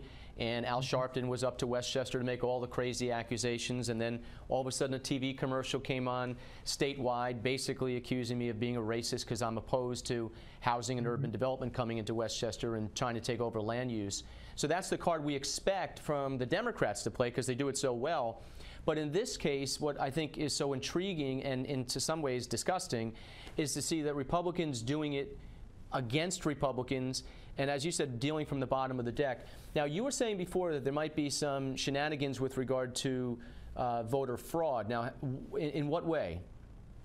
Well, to me, first of all, it's fraudulent in intent when you whip up people to vote as if it's a general election. If you look at the messaging that was sent, they're trying to deny you your right to vote. I mean, these parties are private associations, and these are primaries among private associations. So that's a fraudulent intent in terms of the scheme. But when you're having people that may not be eligible to vote, when you are getting them to vote under false pretenses and false charges, if that's not fraud, Rob, I mean, I don't know what it is. And I think you hit the nail on the head in terms of the race card from the Republicans. You know, it's one thing, most of the American people are not watching a lot of liberal media. You know, you and I with what we do, we get to see what actual ratings are. And there's not a lot of people consuming a lot of mainstream media outside of really self-loathing Republicans who just can't seem to get enough of it. But when your own side uses their talking points against you, can you just see now?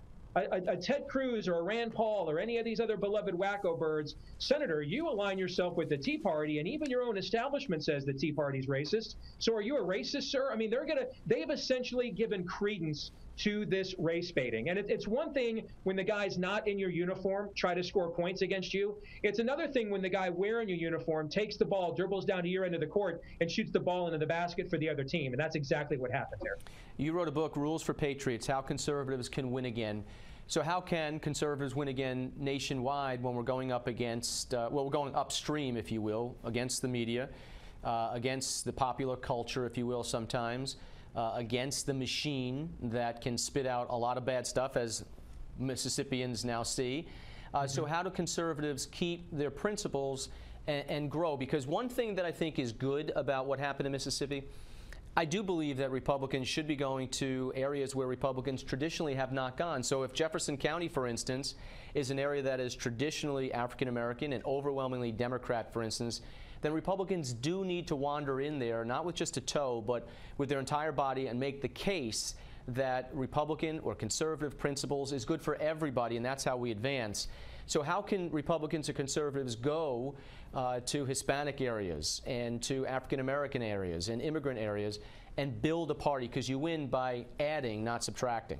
Absolutely. Well, if the first thing, you can't win with just your base, but you can't win without your base either. So consistently betraying your base and then essentially expecting them to just be there for you no matter what you do to them, whatever heinous offense you commit against them, that is a certain way to subtract your party. And you're watching the Republican Party establishment do that now. You mentioned minority outreach. I completely agree with you. But I think the way you do it is what Rand Paul does when he goes to speak at historically black colleges with his worldview. This is what the Tea Party is doing, where they're trying to win people on the issues. And that's the one movement in our party that is actually bringing in minorities, and not just as supporters, but even as actual candidates that are running for office. What the establishment did in Mississippi, Rob, is they race baited. We finally found out, after all these years of conservatives like me going all the way back to Jack Kemp, begging the party leadership to try and rally minorities to universal American principles, and they absolutely shunned us, told us, hey, these people will never vote for us, we're just going to waste our time. Well, we finally found out they can organize a minority voter outreach when they want by using race-baiting tactics. And my fear, actually, is by utilizing these tactics and providing credence to them, they just made the jobs of a lot of Tea Party candidates, the Mia Loves, the Tim Scotts, the Alan Wests, the Dan Bonginos, and the others that we've seen around the country. They just made their jobs a lot harder because they fed into that stereotype. And that's why you mentioned my book, the first of the 10 commandments of political warfare. Never, ever, ever trust Republicrats, which are not rhinos. That's right. I mean, those are people who are really, who pretend to be Republicans using our talking points to get elected all over the country, but then they stab us in the back time and time again, like what you just saw the Barbers and Thad Cochran's operation do to us in Mississippi. Steve, thank you very much. We look forward to hearing from you again. Folks, up next, it's the best of Give Me 5 on the Steve Malzberg Show. Don't go anywhere. Hi, I'm Joan London, and if you're worried about your parent or a loved one living alone like I was, and you want reliable senior care information, then call A Place for Mom, the nation's largest senior living referral service. You'll get free information on assisted living, Alzheimer's care, nursing homes, even important financial information. They had obviously researched every place, not just given me names.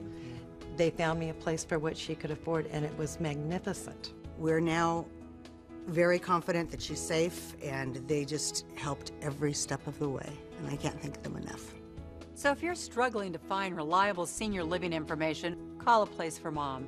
This is a free service, and you can trust them to help you. Call right now to get your free Senior Care Compass ebook. Find out about the 5 best-kept secrets on financing senior care and assisted living. To find out more, call 800-263-4151. That's 800-263-4151. US Med has great news for anyone living with diabetes. If you have Medicare, private insurance, or prescription drug coverage, US Med will ship a new glucose meter right to your home. And shipping is free. My new meter uses only a speck of blood, so it's less painful than my previous meter.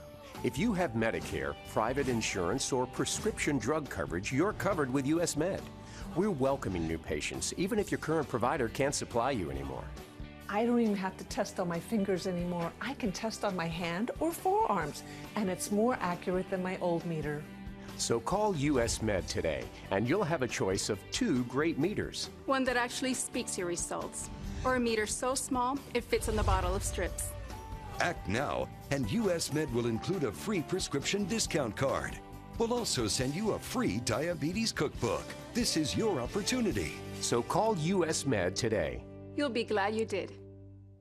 I was having trouble getting out of bed in the morning because my back hurt so bad. The Sleep Number bed conforms to you. Wake up in the morning with no back pain. Do you toss and turn, wake up with back pain? If so, call us now. You'll learn how the Sleep Number bed helps relieve back pain by allowing you to adjust the firmness and support to conform to your body for a more proper spinal alignment. Just look at this research. 93% of participants experienced back pain relief. Plus, it's a great value because it costs about the same as an innerspring, yet lasts twice as long. So if you want to sleep better or find relief for your bad back, call now. Call 1-800-976-7120 for your free information kit with brochure, price list, and models. Call now and we'll include a free $50 savings card. Call 1-800-976-7120 now for your free information and this free $50 savings card. Call now. Take a look under your bed. Find stuff under there? What about jobs? No? Now try your closet. Still no jobs, just more stuff? Well, you really have both. See, stuff is defined as household articles considered as a group.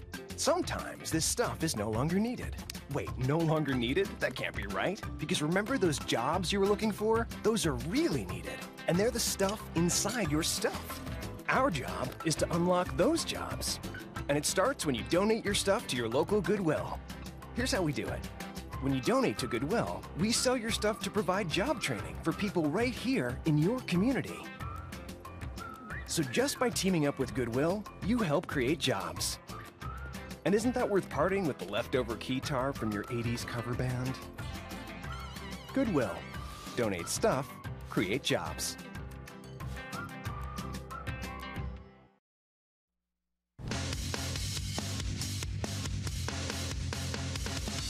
One of the things that's a challenge for us is that somebody's always trying to change the subject. And the subject is, how can we get this economy going? How can it work? And one of the things that we forget is, she was joking about it the other day, half the time somebody asking a question couldn't even vote when I was president. And so you have to live in the moment, not with memory. It is factually true that we were several $1 million in debt. Okay, welcome to Give Me Five, folks. That was from Meet the Press on Sunday, and this got a lot of plays starting yesterday.